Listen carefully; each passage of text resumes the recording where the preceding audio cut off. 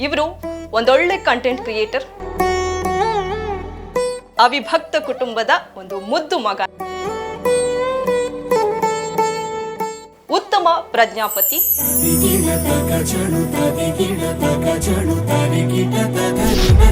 ಪ್ರಜ್ಞಾಪತಿ. ನಾನು ತುಂಬಾ ಖುಷಿ ಪಡ್ತೀನಿ ಆ ವಿಷಯಕ್ಕೆ. ಜೋಕುಲ್ ಮಾತ ಒಲ್ಪಡ್ದು ತಿಕ್ಕುನ್ ಮಾರೆ ಈ ಒಂದು ಕಂಟೆಂಟ್ ಮಲ್ಪರ. ನನ್ನದು ಮಗುವಿನಂತ ಮನಸ್ಸು, ಬಾಲ್ಯದಾಂಬೆ ಅಂತ ಹೇಳ್ತಿದ್ದು. ರಿಯಲ್ ಬಾಲ್ಯದಾಂಬೆ. ಈರ್ನ ಪ್ರಾಪರ್ಟೀಸ್ ಎಸ್ ಈರ ಪ್ರಾಪರ್ಟೀಸ್ ದೇಪುಲೆಂಗಿ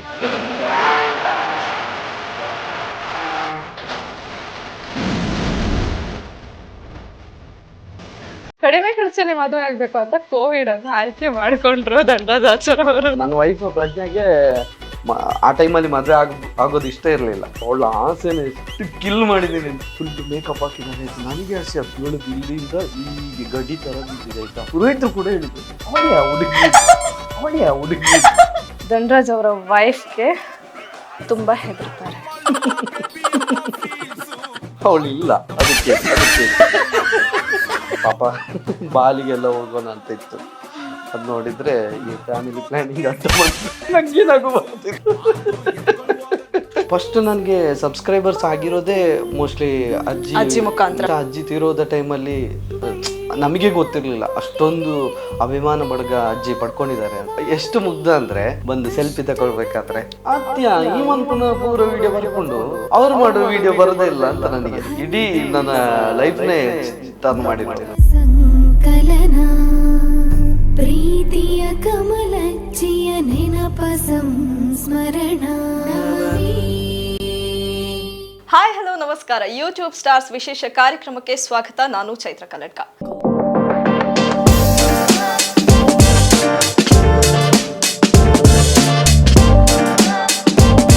ಇವತ್ತು ಮೀಡಿಯಾಗಳನ್ನ ಹಿಂದಿಗೆ ಓಡ್ತಾ ಇರುವಂಥದ್ದು ಸೋಷಿಯಲ್ ಮೀಡಿಯಾ. ಅಷ್ಟರ ಮಟ್ಟಿಗೆ ಸೋಷಿಯಲ್ ಮೀಡಿಯಾ ಅದರ ಹವವನ್ನು ಕ್ರಿಯೇಟ್ ಮಾಡಿದೆ.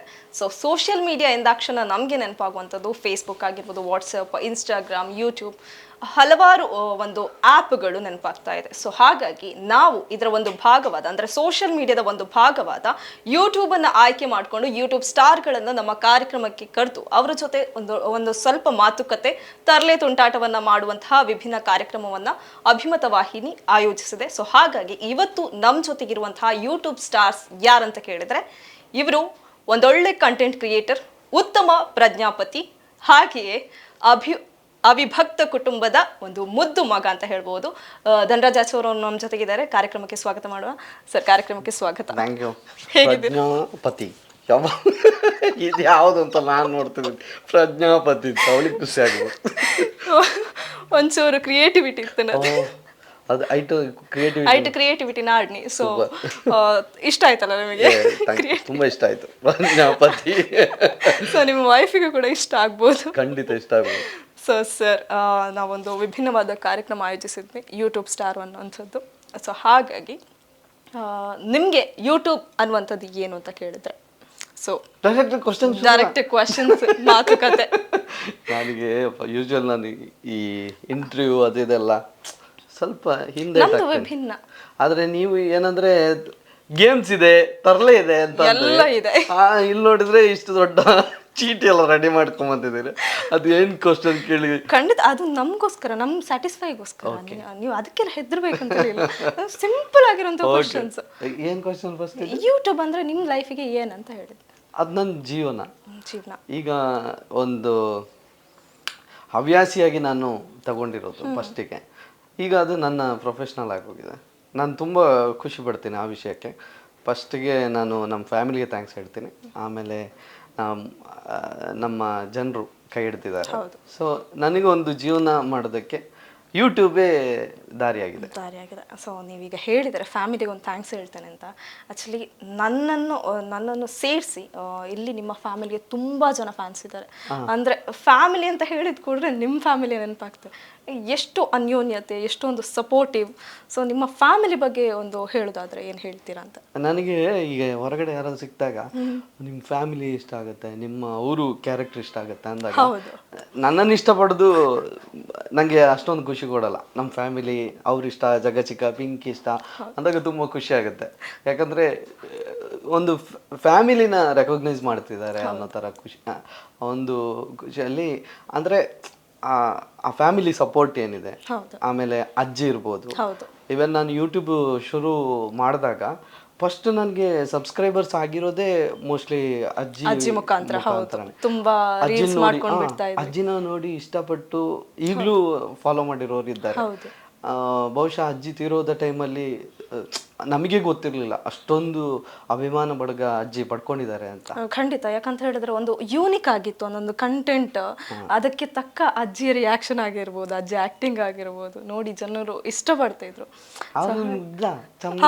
ತುಂಬಾ ಚೆನ್ನಾಗಿ ಮಾತಾಡ್ತಾರೆ. ಅಂದ್ರೆ ಅವರಿಗೆ ಎಷ್ಟು ಮುಗ್ಧ ಅಂದ್ರೆ, ಅವರಿಗೆ ಈಗ ವಿಡಿಯೋ ವೈರಲ್ ಆಗಿ ಯಾರಾದರೂ ಬಂದು ಸೆಲ್ಫಿ ತಗೊಳ್ಬೇಕಾದ್ರೆ ಅತ್ಯ ಈ ಪುನಃ ಪೂರ ವಿಡಿಯೋ ಬರ್ಕೊಂಡು ವಿಡಿಯೋ ಬರ್ತದೆ ಮೊಬೈಲ್, ಅವ್ರು ಮಾಡೋ ವಿಡಿಯೋ ಬರೋದೇ ಇಲ್ಲ ಅಂತ ನನಗೆ. ಅವರಿಗೆ ಫೋಟೋ ತೆಗ್ದದ್ದು ಯಾಕೆ ಅದೆಲ್ಲ ಗೊತ್ತಿಲ್ಲ. ಆಮೇಲೆ ಊರಲ್ಲಿ ಕೂಡ ಅಷ್ಟೇ ಕೆಲವರು ಗುರ್ತು ಹಿಡಿದು ಮಾತಾಡ್ಸೋದಾಗ್ಲಿ, ಅವರು ಅಜ್ಜಿನ ರಿಕ್ಷಾ ಡ್ರಾಪ್ ಮಾಡಿದಾಗ ಹಣ ತಗೊಳ್ಳೋದಿಲ್ಲ ಅಂತ ಹೇಳುದು, ಅವ್ರಿಗೊಂದು ಅರಿವೇ ಇರ್ಲಿಕ್ಕಿಲ್ಲ. ನೀವಂದ್ರೆ ಕಂಟೆಂಟ್ ಕ್ರಿಯೇಟ್ ಮಾಡಿ ಒಂದು ಮೊಬೈಲ್ ಅಲ್ಲಿ ಬಿಡ್ತಿದ್ದೀರಾ, ಜನರು ಇಬ್ರನ್ನು ಕೂಡ ನೋಡ್ತಿರ್ತಾರೆ, ಆತರ ಏನು ಗೊತ್ತಾಗ್ಲಿಕ್ಕಿಲ್ಲಲ್ಲ. ಇಲ್ಲ ಇಲ್ಲ, ಅಂದ್ರೆ ಫಸ್ಟ್ ಐಡಿಯಾ ಇರ್ಲಿಲ್ಲ, ಆಮೇಲೆ ಬೈಕೊಂಡೇ ಶುರು ಮಾಡ್ತಿದ್ರು. ಆಮೇಲೆ ಕೆಲವೊಂದು ಇನ್ಸಿಡೆಂಟ್ ಎಲ್ಲ ಏನಿದೆ ಅಂದ್ರೆ ಅವರೇ ಕ್ರಿಯೇಟ್ ಮಾಡ್ತಿದ್ರು, ನಂಗೆ ಕಂಟೆಂಟ್ ಕೊಡ್ತಾ ಇದ್ರು. ಈಗ ನಾಯಿಯನ್ನ ನಾನು ಇಟ್ಕೊಂಡಿರ್ಬೇಕಾದ್ರೆ, ನೀವು ಮದುವೆ ಆಗಿ ಒಂದು 6 ತಿಂಗಳಾಗಿತ್ತೇನೋ, ಆ ಟೈಮಲ್ಲಿ ಅವರು ಹೀಗೆ ಹೇಳಿದೆ, ನಿಂಗೆ ನಿಕ್ಕ ಇನ್ನು ಬತ್ತೋನರ್ಜಿ ಬಾಳೆ ಮಂತೋನೆ ಅದನ್ನೇ ಕಂಟೆಂಟ್ಗೆ ಇಳಿಸಿದೆ. ತುಂಬಾ ನ್ಯಾಚುರಲ್. ನಂಗೆ ಇವಾಗ್ಲೂ ಬೇಜಾರೇನಂದ್ರೆ, ಅಜ್ಜಿ ಇರ್ಬೇಕಾದ್ರೆ ನಾನು ಲಾಗ್ಸ್ ಮಾಡ್ತಿರ್ಲಿಲ್ಲ. ಅಜ್ಜಿಗೆ ತುಂಬಾ ಗಿಡಮೂಲಿಕೆ ಮತ್ತೆ ಕಾಡಿಗೆ ಹೋಗಿ ಅದರದ್ದು ಔಷಧಿಯ ಅದೆಲ್ಲ ತುಂಬಾ ನಾಲೆಜ್ ಇತ್ತು.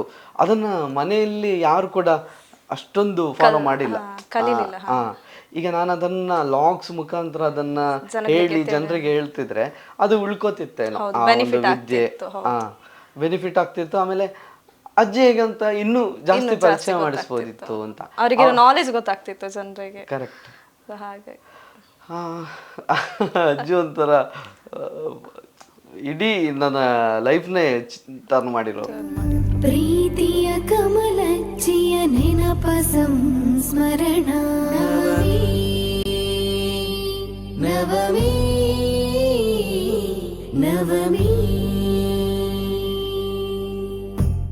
ಹಾಗಾಗಿ ನಿಮ್ಮ ಫ್ಯಾಮಿಲಿ ಬಗ್ಗೆ ಅಂದರೆ ನಿಮ್ಮ ಛೋಟಾ ಗ್ಯಾಂಗ್ಸ್ನ ಬಗ್ಗೆ ಏನು ಹೇಳ್ತೀರಾ? ಚಿಕ್ಕ ಮಕ್ಕಳನ್ನ ಕರ್ಕೊಂಡು ನೀವು ಯೂಟ್ಯೂಬನ್ನು ಬ್ಲಾಗ್ ಮಾಡ್ತೀರಾ, ಸೊ ಅದು ಕಷ್ಟ ಆಗ್ತದ? ಅಂದರೆ ನೀನು ಈ ಥರ ಮಾಡಬೇಕು ಅಂತ ಅವ್ರು ಆ ಥರ ಮಾಡಲೇಬೇಕು, ಸೊ ಅದು ಕಷ್ಟ ಆಗುತ್ತಾ? ಕಷ್ಟ ಆಗುತ್ತೆ ಸರ್.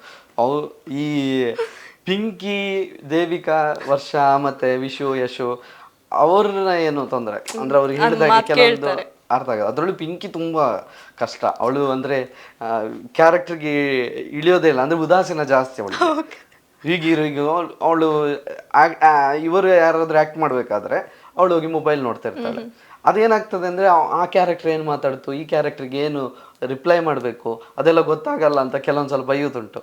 ಮೊದಲು ಸಣ್ಣ ಇರ್ಬೇಕಾದ್ರೆ ತುಂಬಾ ಬೈಸ್ಕೊಂಡು ನಾನು ಹೋಗುದಿಲ್ಲ ಅಮ್ಮ ಅವನೊಟ್ಟಿಗೆ, ಅವ್ನು ಬೈತಾನೆ ಅಂತ ಹೇಳ್ತಿದ್ಲು. ಈಗ ಅವಳಿಗೆ ಅದು ಕೆಲವೊಮ್ಮೆ ವ್ಲಾಗ್ ಅಲ್ಲಿ ಕೂಡ ಇದೆಯಾ ಅಂತ ನೀವು ಬ್ಲೂಪರ್ಸ್ ಹಾಕಿದ್ರೆ ನಾನು ಹೋಗುದಿಲ್ಲ ಯಾವನು ಮಾರಿ ಬೈತಾನೆ ಅಂತ.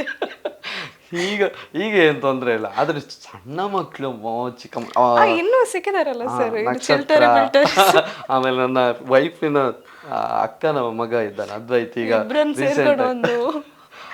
ಅವರು ಕೂಡ ಏನಂದ್ರೆ ಅವ್ರದ್ದು ಆಕ್ಟಿಂಗ್ ಮಾಡಿಸೋದು ತುಂಬಾ ಕಷ್ಟ. ಮಕ್ಕಳ ಆಕ್ಟಿಂಗ್ ಅಂದ್ರೆ ಹೇಳಿದಾಗೆ ಕೇಳ್ಬೇಕಾಗತ್ತೆ, ಆಮೇಲೆ ತುಂಬಾ ಪೇಷನ್ಸ್ ಬೇಕು. ಆಮೇಲೆ ಅವರು ನಮ್ ಜೊತೆ ಅಷ್ಟು ಹಚ್ಕೋಬೇಕು. ಈಗ ನಾನು ಯಾರೋ ನಿಮ್ಮ ಮನೆಯಲ್ಲಿರೋ ಒಂದು ಮಗು ಜೊತೆ ನಾನು ವಿಡಿಯೋಸ್ ಮಾಡೋದಕ್ಕೆ ಸಾಧ್ಯ ಇಲ್ಲ, ಯಾಕಂದ್ರೆ ನಾನು ಅವನ ಜೊತೆ ಅಷ್ಟೊಂದು ಬೆರೀಲಿಲ್ಲ. ನಾನು ಯಾವಾಗ ಮಕ್ಳ ಜೊತೆ ಬೆರಿತಾ ಇರ್ತೇನೆ ಅವರಿಗೆ ಒಂದು ಖುಷಿ ಸಿಗುತ್ತೆ, ಆಮೇಲೆ ಅವ್ರಿಗೊಂದು ಕಂಫರ್ಟ್ ಸಿಗುತ್ತೆ. ಆ ಕಂಫರ್ಟ್ ಎಲ್ಲಿರುತ್ತೋ ಅಲ್ಲಿ ಆಕ್ಟಿಂಗ್ ಮಾಡಿ ನಿಮ್ಮ ಮಾತನ್ನು ಕೂಡ ಕೇಳಿಕ್ಕೆ ಅವ್ರು ಒಪ್ಕೊಳ್ತಾರೆ. ಮಕ್ಕಳು ಮೇನ್ ಆಗಿ ಮಾತು ಕೇಳಬೇಕು, ಆ ತರ ಇದ್ರೆ ಮಾತ್ರ ನಡಪಿ ಅಂತ ಅಂತ ಮಕ್ಳು ಇದ್ದಾರೆ. ಓಕೆ, ಯಾಕಂತ ಹೇಳಿದ್ರೆ ಮಕ್ಕಳನ್ನು ತುಂಬಾ ಸಂಭಾಳಿಸೋದು ತುಂಬಾ ಕಷ್ಟ ಇದೆ. ಅದು ಈಗ ಅವ್ರಿಗೆ ಏನಾದ್ರು ಹೇಳ್ಬೇಕಂದ್ರೆ ಅದನ್ನೇ ರಿಪೀಟ್ ಮಾಡೋದಂತಂದ್ರೆ ಲಾಸ್ಟ್ ಇದು ಮಾತ್ರ ರಿಪೀಟ್, ಅರ್ಧ ಹೇಳ್ಬೇಕು. ಆಮೇಲೆ ನಾನು ಅದರ ಮಧ್ಯೆ ಯಾವ್ದಾದ್ರು ಬೇರೆ ರಿಯಾಕ್ಷನ್ ಹಾಕ್ಬೇಕು. ಅವ್ರದ್ದು ಎಡಿಟಿಂಗ್ ಮಾಡ್ಬೇಕಾದ್ರೆ ನಂಗೆ ಫುಟೇಜ್ ಇಷ್ಟಿರುತ್ತೆ, ಆ ಫುಟೇಜನ್ನ ತಂದು ಕಟ್ ಕಟ್ ಕಟ್ ಕಟ್ ಮಾಡಿ 1 ನಿಮಿಷ ಕೇಳಿಸ್ಬೇಕಂದ್ರೆ ನನಗೆ ಆನಲ್ಲೇ ಇರುತ್ತೆ ಅದು ಕ್ಯಾಮ್ರಾ ಅದಕ್ಕೆ ಅಷ್ಟು ಫುಟೇಜ್. ಅದನ್ನು ತಂದು ಯಾವುದು ಚೆನ್ನಾಗಿದೆ, ಇಲ್ಲಿ ಇದು ಈ ರಿಯಾಕ್ಷನ್ ಚೆನ್ನಾಗಿದೆ, ಈ ರಿಯಾಕ್ಷನ್ ತಗೊಂಡ್ರೆ ಇಷ್ಟು ವರ್ಕ್ ಆಗುತ್ತೆ ಅನ್ನೋದು ಅದು ಎಡಿಟಿಂಗಲ್ಲಿ ಇನ್ನೂ ಚೆನ್ನಾಗಿ ಬರುತ್ತೆ. ನನಗೆ ಕೆಲವೊಂದ್ಸಲ ಎಡಿಟ್ ಮಾಡೋಕ್ಕೆ ಮನಸ್ಸು ಬರೋದಿಲ್ಲ ಮಕ್ಕಳದ್ದು. ಬ್ಲೋಗರ್ಸ್ ಹಾಕಿದ್ರು ಓಡ್ತದೆ, ಅದು ತುಂಬ ಚೆನ್ನಾಗಿರ್ತದೆ ಆ್ಯಕ್ಚುಲಿ ಅವ್ರ ಮಾತು. ಅದಿರುತ್ತೆ. ಬಟ್ ಏನಂದ್ರೆ ನನಗೆ ಅದು ಹಾಕಬೇಕಾದ್ರೆ ಎಡಿಟ್ ಮಾಡಬೇಕಾದ್ರೆ ಇದೆಂಥದ್ದು ಕ್ಲಿಕ್ ಆಗ್ತಿಲ್ಲ, ಬರ್ತಾ ಇಲ್ಲ. ಆಮೇಲೆ ಅದು ಏನು ಗೊತ್ತಾ, ಅದರಲ್ಲಿ ಮಜಾ ಏನಂದರೆ ನನ್ನ ಕಂಟೆಂಟು ಅಲ್ಲ, ಎಡಿಟಿಂಗು ಅಲ್ಲ, ಅವ್ರದ್ದು ಕ್ಯೂಟ್ನೆಸ್. ಆ ಮಕ್ಕಳ ಕ್ಯೂಟ್ನೆಸ್ಸು ಇಷ್ಟ ಆಗಿ ಜನರು ರೀಚ್ ಮಾಡಿಸ್ತಾರೆ ವಿನಃ ನಮ್ದಲ್ಲ ಅದು. ಕೆಲವರು ಕಮೆಂಟ್ ಎಲ್ಲ ಹಾಕುತ್ತಿದ್ದೆ, ಈ ಹಿಂಬೆಗೆ ಒಂಜಿ ಜೋಕುಲ್ ಮಾತ ಒಲ್ಪಡ್ದು ತಿಕ್ಕುನ್ ಮಾರೆ, ಈ ಒಂಜಿ ಕಂಟೆಂಟ್ ಒಲ್ಪರ, ಆ ಥರ ಮಾತುಗಳೆಲ್ಲ ತುಂಬ ಕೇಳಿಲ್ವ? ಅದು ನೋಡಿ, ನನ್ನದು ಮಗುವಿನಂತ ಮನಸ್ಸು, ಹಾಗಾಗಿ ಮಗು ಅಷ್ಟು ಕನೆಕ್ಟ್ ಆಗ್ತಾರೆ. ಅಂದ್ರೆ ಆತ್ಮೀಯತೆ ಬೆಳಿಬೇಕು, ಆವಾಗ ಮಗುವಿನಂತ ಮನಸ್ಸಿಗೆ ತುಂಬ ಮಕ್ಕಳು ಹೊಂದ್ಕೊಳ್ತಾರೆ. ಹಾಗಾಗಿ ಈಗ ಕೆಲವರು ಇದ್ದಾರೆ ಅಂದ್ರೆ ಅವರು ನಮಗೆ ರೀಲ್ಸ್ ನೋಡಿ, ನನಗೆ ರಿಲೇಟಿವ್ ಮನೆಗೆ ಹೋದಾಗ ಕೆಲವು ಮಕ್ಕಳು ಬಂದು ರೀಲ್ಸ್ ಮಾಡಿ ಮಾಮ, ರೀಲ್ಸ್ ಮಾಡಿ ಮಾಮ ಅಂತ. ನಾನು ಮಾಮ ಅಂತ ಹೇಳಿದವರಿಗೆ ಫಸ್ಟ್ ಮಾಡೋದೇ ಇಲ್ಲ, ಅಣ್ಣ ಅಂತ ಹೇಳಿದವ್ರಿಗೆ. ಆದ್ರೂ ಅವ್ರು ಏನಂದ್ರೆ ರೀಲ್ಸ್ ನೋಡಿ ನಮ್ಮವರು ಅಂತ ಅನಿಸ್ಬಿಟ್ಟಿರುತ್ತೆ, ಅದಕ್ಕೆ ಅವರು ಕೇಳ್ತಾರೆ ಖುಷಿಯಿಂದ. ಅವಾಗ ಕೆಲವೊಮ್ಮೆ ಐಡಿಯಾಸ್ ಒಳ್ಳೆಯಲ್ಲ, ಅದು ನಿಜವಾಗ್ಲೂ ಹುಡುಕೋದು ಕಷ್ಟ, ಕಂಟೆಂಟ್ ಹುಡುಕೋದು ಕಷ್ಟ ತುಂಬ. ಇನ್ನು ನಿಮ್ಮ ಬಾಲ್ಯ ಜೀವನದ ಬಗ್ಗೆ ನೋಡೋದಾದ್ರೆ, ಸೊ ನಿಮ್ಮ ಹುಟ್ಟೂರು ಅನಂತಾಡಿ. ನಿಮ್ಮ ಶಿಕ್ಷಣ ಎಲ್ಲ?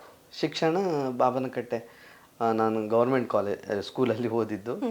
ಅಲ್ಲಿ ಸೆವೆಂತ್ ಆದಮೇಲೆ ಪ್ರೈಮರಿ ಆದಮೇಲೆ ಆಮೇಲೆ ಪುತ್ತೂರು ಕೊಂಬೆಟ್ಟು ಹೈಸ್ಕೂಲಿಗೆ ಹೋಗ್ತೀನಿ, ಅದು ಗೌರ್ಮೆಂಟ್. ಆಮೇಲೆ PUC ಕೂಡ ಗೌರ್ಮೆಂಟ್.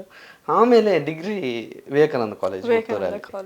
ಓಕೆ, ಯಾವ ಕೋರ್ಸನ್ನು ಆಯ್ಕೆ ಮಾಡ್ಕೊಂಡ್ರಿ? ನನಗೆ ಹೋಗಬೇಕಾದ್ರೆ ಮ್ಯಾಥ್ಸ್ ನನಗೆ ಸ್ವಲ್ಪ ದೂರ, ಆಬ್ವಿಯಸ್ಲಿ ಸೈನ್ಸ್ ಮತ್ತು ಕಾಮರ್ಸ್ ಇಲ್ಲ ನನ್ನ. ಸರಿ, ನಾನು ಹೋಗ್ಬೇಕಾದ್ರೆ ಡಿಗ್ರಿಯಲ್ಲಿ JEK ಅಂತ ಇತ್ತು, ಜರ್ನಲಿಸಮ್ ಇಂಗ್ಲಿಷ್ ಕನ್ನಡ ಎರಡು ಒಟ್ಟಿಗೆ. BA ಅಂತ ಹೇಳೋದಕ್ಕಿಂತ JEK ಒಂದು ಸ್ಟ್ಯಾಂಡರ್ಡ್ ಇರುತ್ತೆ.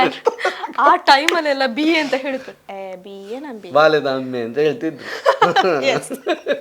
Short form BA. ಈಗ ನಾನು ರಿಯಲ್ ಬಾಲೆದಾಮ್ನೆ. ಓಕೆ, ನಿಮ್ಮ ಶಿಕ್ಷಣದ ಬಗ್ಗೆ ಎಲ್ಲ ಹೇಳಿದೆ. ನಿಮ್ಮ ತಂದೆ ತಾಯಿ ಬಗ್ಗೆ ಹೇಳೋದಾದ್ರೆ? ತಂದೆ ತಾಯಿ ಆ್ಯಕ್ಚುಲಿ ಈಗ ನಾನು ಈಗ ಇರೋದಕ್ಕೆ ಇಷ್ಟು ಖುಷಿಯಾಗಿರೋದಕ್ಕೆ ಅಪ್ಪಮ್ಮನೇ ಕಾರಣ. ಈಗ ನನ್ನ ಕಸಿನ್ಸ್ ಇರ್ಬೋದು ಅಥವಾ ನಮ್ಮ ಫ್ರೆಂಡ್ ಸರ್ಕಲಲ್ಲಿ ನೋಡಿರ್ತೇನೆ, ಈಗ ಅಪ್ಪ ಏನಾದರೂ ಕೆಲಸ ಮಾಡ್ತಿರ್ಬೇಕಾದ್ರೆ ಅವನು ಸಹಾಯಕ್ಕೆ ಅಂತೇಳಿ ಮಗನ ಕರೀತಾರೆ, ಅಥವಾ ಅವನು ಈಗ ಅಪ್ಪ ನಡೆಸ್ತಿರೋ ಒಂದು ಕೆಲಸ ಆಗಿರ್ಬೋದು ಅದನ್ನು ನೋಡ್ಕೊಳ್ಳೋಕ್ಕೆ ಅಂತ ಮಗ ಬರಬೇಕು ಅನ್ನೋ ಥರ. ಅಂದರೆ ಈಗ ಅವರು ಇವಾಗಲೂ ಕೆಲ್ಸಕ್ಕೆ ಹೋಗ್ತಾರೆ. ಅದನ್ನು ನೋಡೋಕೆ ಕೆಲವೊಂದು ಸಲ ಅನ್ಸುತ್ತೆ, ಅಯ್ಯೋ ನಾವು ಅವ್ರನ್ನ ಈಗಲೂ ಕೆಲಸಕ್ಕೆ ಕಳಿಸ್ತಿದೀವಲ್ಲ ಅಂತ. ಬಟ್ ಅಪ್ಪ ಇಂಡಿಪೆಂಡೆಂಟ್, ಅಂದ್ರೆ ಅವ್ರಿಗೆ ಚಿಕ್ಕಂದಿನಿಂದಲೇ ಕೆಲಸ ಮಾಡ್ತಿರೋರು, ಅವರನ್ನು ನಮಗೆ ತಡಿಲಿಕ್ಕೆ ಆಗುದಿಲ್ಲ. ಇಲ್ಲ, ಅವರು ಏನಂದ್ರೆ ಈಗ ತೋಟ ಕೆಲ್ಸಕ್ಕೆ ಹೋದ್ರು ನನ್ನ ಕರಿಯಲ್ಲ, ನನ್ನನ್ನು ಫ್ರೀ ಆಗಿ ಬಿಡ್ತಾರೆ. ಆ ರೀತಿ ಮೈಂಡ್ ಸೆಟ್ ಅಲ್ಲಿ, ಅಂದ್ರೆ ನಿನ್ನ ಚಾಯ್ಸ್ ಏನಿದೆ ಅದನ್ನು ಹೋಗು ಅನ್ನೋ ತರ. ಈಗ ನಾನು ಡಿಗ್ರಿ ಮಾಡ್ಬಿಟ್ಟು ರಂಗಾಯಣಕ್ಕೆ ಹೋಗ್ತೀನಿ ಅಂದ್ರೆ ಯಾರು ಒಪ್ಕೋತಾರೆ? ಅಂದ್ರೆ ಪೇರೆಂಟ್ಸ್ ಕೂಡ ಸಪೋರ್ಟ್ ಬೇಕು. ನಾನು ರಂಗಾಯಣ ನಾಟಕ ಶಾಲೆಗೆ ಹೋಗ್ತೀನಿ, ಅದಕ್ಕೂ ಸಪೋರ್ಟ್ ಮಾಡ್ತಾರೆ, ಅವ್ರಿಗೆ ಗೊತ್ತಿರುತ್ತೆ. ಆದ್ರೂ ಅವರು ಯಾವುದೇ ಕಾರಣಕ್ಕೂ ಇಲ್ಲಿವರೆಗೂ ನೀನು ಅದು ಮಾಡಬೇಡ ಇದು ಮಾಡಬೇಡ ಅಂತ ಹೇಳಿಲ್ಲ. ನಿನ್ನೆಷ್ಟೇನಿದೆ ಅದನ್ನು ಹೋಗು ಅನ್ನೋ ಥರ. ಸೊ ಆ ಒಂದು ಫ್ರೀಡಮ್ಮು ನನಗೆ ಅಷ್ಟು ಇವತ್ತು ನಿಮ್ಮನ್ನು ಇಷ್ಟು ಜನ ಗುರುತಿಸ್ತಾರೆ ಅಂತ ಹೇಳಿದ್ರೆ ಅದೇ ಫ್ರೀಡಮ್ ಕಾರಣ. ಅವ್ರೇನಾದ್ರೂ ಅಲ್ಲಿಗೆ ಇದು ಅಲ್ಲಿಗೆ ಹೋಗ್ಬೇಡ ಇಲ್ಲಿಗೆ ಹೋಗ್ಬೇಡ ಅದ್ಯಾಕೆ ಮಾಡ್ತೀಯ, ಅದ್ರಲ್ಲಿ ಏನು ಸಂಬಳ ಇಲ್ಲ ಅನ್ನೋ ತರ ಹೇಳ್ತಿದ್ರೆ, ನೀನು ದುಡಿ ಆಯ್ತಲ್ಲ ನಿಂದು ಕಲ್ತು ಆ ತರ ಹೇಳ್ತಿದ್ರೆ ನೀವು ದುಡಿಲೇಬೇಕಾಗಿತ್ತು. ರಂಗಾಯಣನು ಆಯ್ಕೆ ಮಾಡ್ಕೊಳ್ಲಿಕ್ಕೆ ಆಗ್ತಿರ್ಲಿಲ್ಲ. ಈ ತರ ಒಂದು ಕಂಟೆಂಟ್ ಕ್ರಿಯೇಟ್ ಒಂದು ಐಡಿಯಾ ಕೂಡ ಇಲ್ಲ. ಆಮೇಲೆ ಅದು ಏನಾಗುತ್ತೆ ಅಂತ ಬರ್ಡನ್ ಆಗೋದಿಲ್ಲ, ಮೈಂಡ್ ಫ್ರೀ ಆಗುತ್ತೆ. ಯಾವಾಗ ಖುಷಿಯಾಗಿರ್ತೀವೋ ಆವಾಗ ನಾವು ಅಂದರೆ ಈ ಕ್ರಿಯೇಟಿವ್ ಆಗಿ ಯೋಚನೆ ಮಾಡಬೇಕಾದ್ರೆ ನಮ್ಮ ಕಂಟೆಂಟ್ ಕ್ರಿಯೇಟರ್ ಆಗಿರ್ಬೋದು, ಯೂಟ್ಯೂಬರ್ ಆಗಿರ್ಬೋದು, ಯಾವಾಗಲೂ ಖುಷಿಯಲ್ಲಿದ್ದರೆ ನಾವು ಇನ್ನೊಬ್ಬರನ್ನು ಕೂಡ ಖುಷಿಯಾಗಿರಿಸ್ಬೋದು. ಕನ್ನಡಿ ಥರ ರಿಫ್ಲೆಕ್ಟ್, ನಾವು ಖುಷಿಯಾಗಿದ್ದರೆ ಅವ್ರು ಖುಷಿಯಾಗಿರ್ತಾರೆ. ನಾವು ಅದಕ್ಕೆ ನಾನೀಗ ಇಂಟರ್ವ್ಯೂ ಆಗಿರ್ಬೋದು ಅಥವಾ ಎಲ್ಲಾದರೂ ಹೋಗಬೇಕಾದ್ರೂ ಕ್ಲಾಸಸ್ ಅಟೆಂಡ್ ಈವನ್ ಕ್ಲಾಸಲ್ಲೂ ಕೂಡ ಮಕ್ಕಳು ಬಂದು ಸುಮ್ಮನೆ ಅಂತಿದ್ರೆ ಟೀಚರ್ ಕೂಡ ಹಾಗೆ ಇರ್ತಾರೆ. ಖಂಡಿತ. ಖುಷಿಯಾಗಿದ್ದರೆ ಅವ್ರಿಗೂ ಕೂಡ ಇನ್ನೂ ಏನೋ ಹೇಳಬೇಕು, ನಾಲೆಜ್ ಶೇರ್ ಮಾಡಬೇಕು ಅಂತ ಅನಿಸ್ತದೆ. ಯಾವಾಗ ನಾವು ಎಲ್ಲೇ ಹೋಗಬೇಕಾದ್ರೂ ನಾವು ಎಷ್ಟೇ ದುಃಖದಲ್ಲಿದ್ರು ಖುಷಿಯಾಗಿದ್ರೆ ಅವ್ರು ಕೂಡ ಏನೋ ಒಂದು ವಿಷಯ ಹೇಳ್ತಾರೆ, ಅದನ್ನು ತಿಳ್ಕೊಬೋದು. ನಾವು ಇನ್ನೊಂದು ಏನೋ ಮಾತುಕತೆ ಸ್ವಲ್ಪ ಜಾಸ್ತಿ ಶೇರ್ ಮಾಡ್ಕೋಬೋದು. ಶೇರ್ ಮಾಡ್ಕೊ. ಸೊ ನಮ್ಮದು ಕೂಡ ಮಾತುಕತೆ ಶೇರ್ ಮಾಡ್ಕೊಳ್ಳೋ ತುಂಬ ಮಾತಾಡ್ಲಿಕ್ಕಿದೆ. ಅದಕ್ಕಿಂತ ಮುಂಚೆ ಒಂದು ಸಣ್ಣ ಒಂದು ಆಟ ಆಡುವ. ನಾನು ಸಣ್ಣ ಒಂದು ಬ್ರೇಕ್ ಅಂದ್ಕೊಂಡೆ. ಇಲ್ಲ, ಅದಕ್ಕೆ ನಾನು ಹೇಳಿದ್ವಿ ಕಾರ್ಯಕ್ರಮವೇ ಒಂದು ಸ್ವಲ್ಪ ಡಿಫ್ರೆಂಟ್ ಆಗಿದೆ. ಸೊ ಹಾಗಾಗಿ ಒಂದು ಚಿಕ್ಕ ಗೇಮ್, ತುಂಬ ಕಷ್ಟ ಏನಿಲ್ಲ. ಒಂದು ಫಸ್ಟ್ ಪ್ರಾಪರ್ಟೀಸ್ ಬರಲಿ, ನಾವು ಮತ್ತೆ ಕಾರ್ಯಕ್ರಮದ ಬಗ್ಗೆ ನಾನು ಗೇಮ್ಸ್ ಅಂದ್ರೆ ಖುಷಿ, ಆದ್ರೂ ನೀವು ಜನರಲ್ ನಾಲೆಜ್ ಕ್ವಶನ್ ಎಲ್ಲ ಕೇಳಬಾರ್ದು. ಅದರಲ್ಲಿ ಸ್ವಲ್ಪ ಹಿಂದೆ ನಾನು ಇದು ಜನರಲ್ ನಾಲೆಜ್ ಅಂತಲ್ಲ, ನೋಡುವ ಎಷ್ಟು ಕ್ವಶನ್ಸ್ಗೆ ನೀವು ಆನ್ಸರ್ ಮಾಡ್ತೀರಿ ಅನ್ನುವಂಥದ್ದು. ಓಕೆ ವೀಕ್ಷಕರೇ, ಈಗ ಒಂದು ಸಣ್ಣ ಗೇಮನ್ನು ಆಟ ಆಡುವಂತಹ ಹೊತ್ತು. ಈಗ ಪ್ರಾಪರ್ಟೀಸ್ ಪ್ಲೀಸ್. ಓಕೆ ಇತ್ತೆ ಪ್ರಾಪರ್ಟೀಸ್ ಬತ್ತದಾಂಡ್ ಇರಗಾನಿ. ಸೊ ಒಂದು ಎಂಚಿನ ಬಂದು so yes or no that ಬರೆತಂಡು ಎಂಕ್ ನಿಜವಾಗ್ಲೂ ಅನ್ಸೊಂದಿತ್ತು ದಾದ ಇಂದು ಅಂತ ದಾದ ಇಂದು ಪಂಡ ಎನ್ ಕೆಲವೊಂದು ಕ್ವಶನ್ ಸ್ಪಾಟ್ ಕ್ವಶನ್ಸ್ಗೆ ಏನು ಇರೈಕ್ ಎಸ್ ಅತ್ತನ ನೋ ಆನ್ಸರ್ ಪ ನೋಡು. ಓಕೆ ಅಂಡ ಖಾಲಿ ಎಸ್ ನೋ ಪಂಡದು ಎಸ್ ನೋ ಪಂಡದು ಬುಡ್ದು ಬಿಡ್ರೆ ಇಜ್ಜಿದಲ್ಲ ಆಯ್ತ ಬಗ್ಗೆ ಕ್ವಶನ್ಗೆ ಏನಾಗಿ ಆನ್ಸರ್ ಲ ಓ ಆಯ್ತು ಕ್ವಶನ್ ಬೇತಂಡ ಖಾಲಿ ಇಜ್ಜಿಜಪ್ಪ ಖಾಲಿ ಎಸ್ ನೋ ಪಂಡ ನಾವು ಜನಕ್ಕೆ ಗೊತ್ತಾಗ್ಬಿಡ ಎಸ್ ನೋ ಪಂಡದು. ಓಕೆ ಇತ್ತೆ ಕ್ವಶನ್ ಸ್ಟಾರ್ಟ್ ಮಲ್ಪುಗ.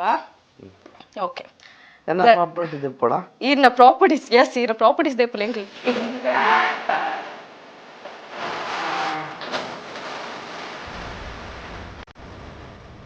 ಶಿವರಾಜ್ ಕುಮಾರ್ ಕತ್ತಿದೆತ್ತಿಲ್ಲ ಕಾಂಡು ಇಯರಾಯ್ತು ಬೀಜ ಮಾಡ್ಲಾವೆ ಇಜ್ನ ಮರ್ಲೆ ಇದ್ದಾವೆ.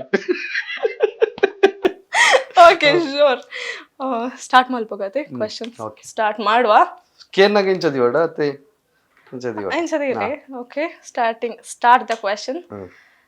ಧನ್ರಾಜ್ ಆಚಾರ್ನ ಲವ್ ಮ್ಯಾರೇಜ್.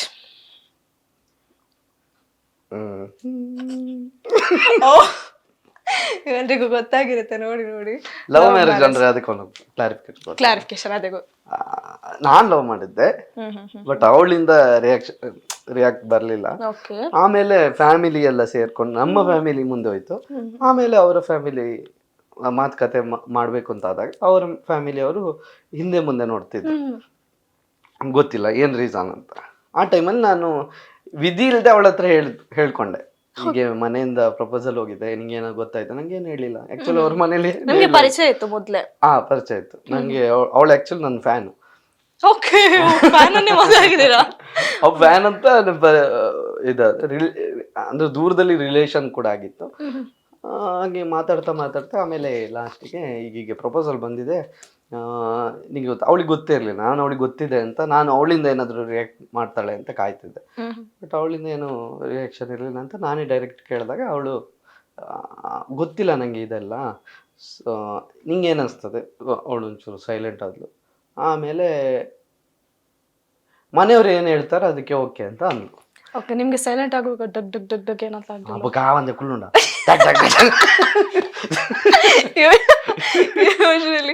ಪನ್ಪುನ ಪಂಡದ ಬಿಡಿಯ ಮರೆದಾಲ ಆನ್ಸರ್ ಬರೋದು ಅದಾಗಿದೆ. ಆತರ ಆ ಟೈಮಲ್ಲಿ ಏನು ಮಾಡೋಕ್ಕಾಗಲ್ಲ. ಮತ್ತೆ ಅವಳೇ ಬರ್ದಿತ್ತೇನೋ ಕರೆಕ್ಟ್. ಆಮೇಲೆ ಮನೆಯವರೆಲ್ಲ ಮಾತುಕತೆ ಆಗಿ ಎರಡು ಫ್ಯಾಮಿಲಿ ಒಪ್ಕೊಂಡು ಮದುವೆ ಆಯ್ತು. ಓಕೆ ಈಗ ನೆಕ್ಸ್ಟ್ ಕ್ವಶನ್ಸ್. ಅಷ್ಟೇನೀಗ ಭಯ ಆಗೋದಿಲ್ಲಲ್ಲ? ಕ್ವಶನ್ ಈಸಿ ಉಂಟು ಅಂತ ಅನ್ಸ್ತಾ? ಆಗ್ಲೇ ಹೇಳಿದ್ರೆ ನನಗೆ ಕ್ವಶನ್ ನೋಡುವಾಗ ತುಂಬಾ ಭಯ ಆಗ್ತದೆ. ಅಷ್ಟು ಉದ್ದ ಇತ್ತಲ್ಲ ಎಂತ ಅಂತ. ಸಣ್ಣ ಸಣ್ಣ ಕ್ವಶನ್. ಈಗ ನೆಕ್ಸ್ಟ್, ಕಡಿಮೆ ಖರ್ಚಲ್ಲಿ ಮದುವೆ ಆಗ್ಬೇಕು ಅಂತ ಕೋವಿಡ್ ಅನ್ನು ಆಯ್ಕೆ ಮಾಡಿಕೊಂಡ್ರು ಧನ್ರಾಜ್ ಆಚಾರ್ ಅವರು ಅಂತ ಹೇಳಿ. ನೋ ಕೋವಿಡ್ ಟೈಮಲ್ಲಿ ಮದುವೆ ಆಗಿದ್ದೀರಿ, ಅದು ಬಿಟ್ರೆ ಕಡಿಮೆ ಖರ್ಚು ಅಂತ ಅಲ್ಲ. ಆ ಟೈಮಲ್ಲಿ ಯೋಚನೆ ಇತ್ತು ನಂಗೆ, ಕಡಿಮೆ ಖರ್ಚಲ್ಲಿ ಮದುವೆ ಮಾಡ್ಬೇಕು, ಒಂದು ಸಿಂಪಲ್ ಆಗಿರ್ಬೇಕು ಅಂತ, ಗ್ರ್ಯಾಂಡ್ ಎಲ್ಲ ಬೇಡ ಅನ್ನೋ ತರ ಇತ್ತು. ಆದ್ರೆ ಕೋವಿಡ್ ಪ್ಲಸ್ ಆಯ್ತು. ಆಕ್ಚುಲಿ ನಾನು ಮದುವೆ ಫಿಕ್ಸ್ ಆದಾಗ ಕೋವಿಡ್ ಇರ್ಲಿಲ್ಲ. ನಾವು ಮದುವೆ ಫಿಕ್ಸ್ ಆದ್ಮೇಲೆ ಕೋವಿಡ್ ಬಂದದ್ದು. ಇವನ್ ನನ್ನ ವೈಫ್ ಪ್ರಜ್ಞೆಗೆ ಆ ಟೈಮಲ್ಲಿ ಮದುವೆ ಆಗೋದು ಇಷ್ಟ ಇರ್ಲಿಲ್ಲ. ಕೋವಿಡ್ ಟೈಮ್ ಅಲ್ಲಿ ತುಂಬಾ ಜನ ಬರ್ಬೇಕು ಆತರ ಎಲ್ಲ ಇತ್ತೇನ ಅವ್ರಿಗೆ? ಹಾ ತುಂಬಾ ಜನ ಬರ್ಬೇಕು, ತುಂಬಾ ಗ್ರ್ಯಾಂಡ್ ಆಗಿ ಆಗ್ಬೇಕು, ಒಂದ್ ಸ್ಪೆಷಲ್ ಮೂಮೆಂಟ್ ಅಲ್ಲ. ಹೌದು. ಪಾಪ ಅವಳಿಗೆ ಎಲ್ಲ ನಿರಾಸೆ ಆಯ್ತಾ. ಕೋವಿಡ್ ಟೈಮಲ್ಲಿ ಕೂಡ ಮದುವೆ ಆಯ್ತು. ಅದು ನಾನು ಕೂಡ ಹೇಳಿದೆ, ನೋಡು ನೆಕ್ಸ್ಟ್ ಎಲ್ಲ ಹಾಲ್ ಬಂದ್ ಆಗ್ತದೆ, ಈ ಕೋವಿಡ್ ಪೀಕ್ ಹೋಗಿದೆ, ಇನ್ನು ಮದುವೆ ಅನ್ನೋ ಕಾನ್ಸೆಪ್ಟ್ ಎಲ್ಲರನ್ನು ಕರೆದು ಮಾಡಿಸೋದಿಲ್ಲ, ಸಿಂಪಲ್ ಆಗಿ ಮಾಡಬೇಕು ಅಂತ ಗೌರ್ಮೆಂಟ್ ರೂಲ್ಸ್ ತರ್ತದೆ. ನಿಂಗೆ ಇನ್ನು ಏನಂದ್ರು ಒಂದು 10 ವರ್ಷ ಇದೇ ತರ ಇರ್ಬೇಕು. ಸುಮ್ಮನೆ ಇದೇ ಟೈಮಲ್ಲಿ ಮದುವೆ ಆಗ್ಬಿಡೋಣ, ಮತ್ತೆ ಮುಂದೆ ಹಾಕಿ ಯಾಕೆ ಪಶ್ಚಾತ್ತಾಪ ಮಾಡೋದು? ಪ್ರಜ್ಞಾ ಅವರೇ ನೋಡ್ಕೊಳ್ಳಿ, ಅವಳಿಗೆ ಬ್ಲಾಕ್ ಮೇಲ್ ಮಾಡಿದ್ದಾರೆ ನಿಮ್ಮನ್ನು. ಆಮೇಲೆ ಒಪ್ಕೊಂಡ್ಲ. ಆಮೇಲೆ ಅವ್ರ ಮದ್ವೆ ಆಯ್ತು. ಆ ಲಾಕ್ಡೌನ್ ಟೈಮಲ್ಲಿ ಮೇಕ್ ಓವರ್ ಮಾಡೋದಕ್ಕೆ ಸರಿಯಾಗಿ ಯಾರು ಸಿಕ್ಕಿಲ್ಲ. ಒಬ್ರು ಸಿಕ್ಕಿದ್ರು ಕರ್ಕೊಂಬಂದ್ರು ಮಾಡ. ಅವಳದು ಇಂಥ ಫುಲ್ ಮೇಕಪ್, ಅವಳಿಗೆ ಅದು ಖುಷಿ ಇದ್ದದ್ದು, ಮೇಕಪ್ ಚೆನ್ನಾಗಬೇಕು ನೋಡಿದ್ವಿ ಅಂದ್ರೆ ಕ್ಯಾಮ್ರಾ ಇದು ಫೋಟೋಗ್ರಫಿ ಎಲ್ಲ ಇತ್ತು. ಇವಳು ಫುಲ್ ಮೇಕಪ್ ಹಾಕಿದಾಳೆ ಆಯ್ತು. ನನಗೆ ಆಶ್ಚರ್ಯ, ಪುರೋಹಿತರು ಕೂಡ ಹೇಳಿದ್ರು ಅವಳೇ ಹುಡುಗಿ ಅಷ್ಟು ಮೇಕಪ್, ಇಲ್ಲಿ ಫುಲ್ಲು ಇಲ್ಲಿ ಸ್ಕಿನ್ ಇದ್ರೆ ಅದ್ರ 1 ಇಂಚು ಮೇಕಪ್ ಇತ್ತು. ನೋಡೋದಕ್ಕೆ ಆಗ್ತಿರ್ಲಿಲ್ಲ. ನಾನು ಇವಳ ರಿಯಾಕ್ಷನ್ ಹೇಗಿತ್ತು ಹಾಗಾದ್ರೆ? ನಾನು ಮತ್ತೆ ನಂಗೆ ಗೊತ್ತಿತ್ತು ಅದು ಮೇಕಪ್ ಇಂದಾನೆ ಆಗಿರೋದು ಅಂತ. ಮತ್ತೆ ನಾನು ಗುಣ ನೋಡಿ ಒಪ್ಕೊಂಡದ್ದು. ಆಮೇಲೆ ಅವ್ರು ಹೇಳಿದ್ರು ವಾಟರ್ ಪ್ರೂಫ್ ಅಂತ. ಇವಳದು ಇಲ್ಲಿಂದ ಹೀಗೆ ಗಡಿ ತರ ಬಿದ್ದಿದೆ ಆಯ್ತಾ ಕಣ್ಣೀರು. ವಾಟರ್ ಪ್ರೂಫ್ ಅಂತೆ. ಅವ್ರು ಅದ್ರ ಮೇಲೆ ಹೇಳ್ತಿದ್ದಾರೆ ಮೇಕಪ್ ಮಾಡೋರು, ಅದು ವಾಟರ್ ಪ್ರೂಫ್ ಎಂತ ವಾಟರ್ ಪ್ರೂಫ್, ಕಣ್ಣೀರು ಇಲ್ಲಿ ದಾರಿ ಹರಿಯುವಾಗ ಕಣ್ಣಿ ತರ ಹೀಗೆ ಹೋಗ್ತಾ ಉಂಟು.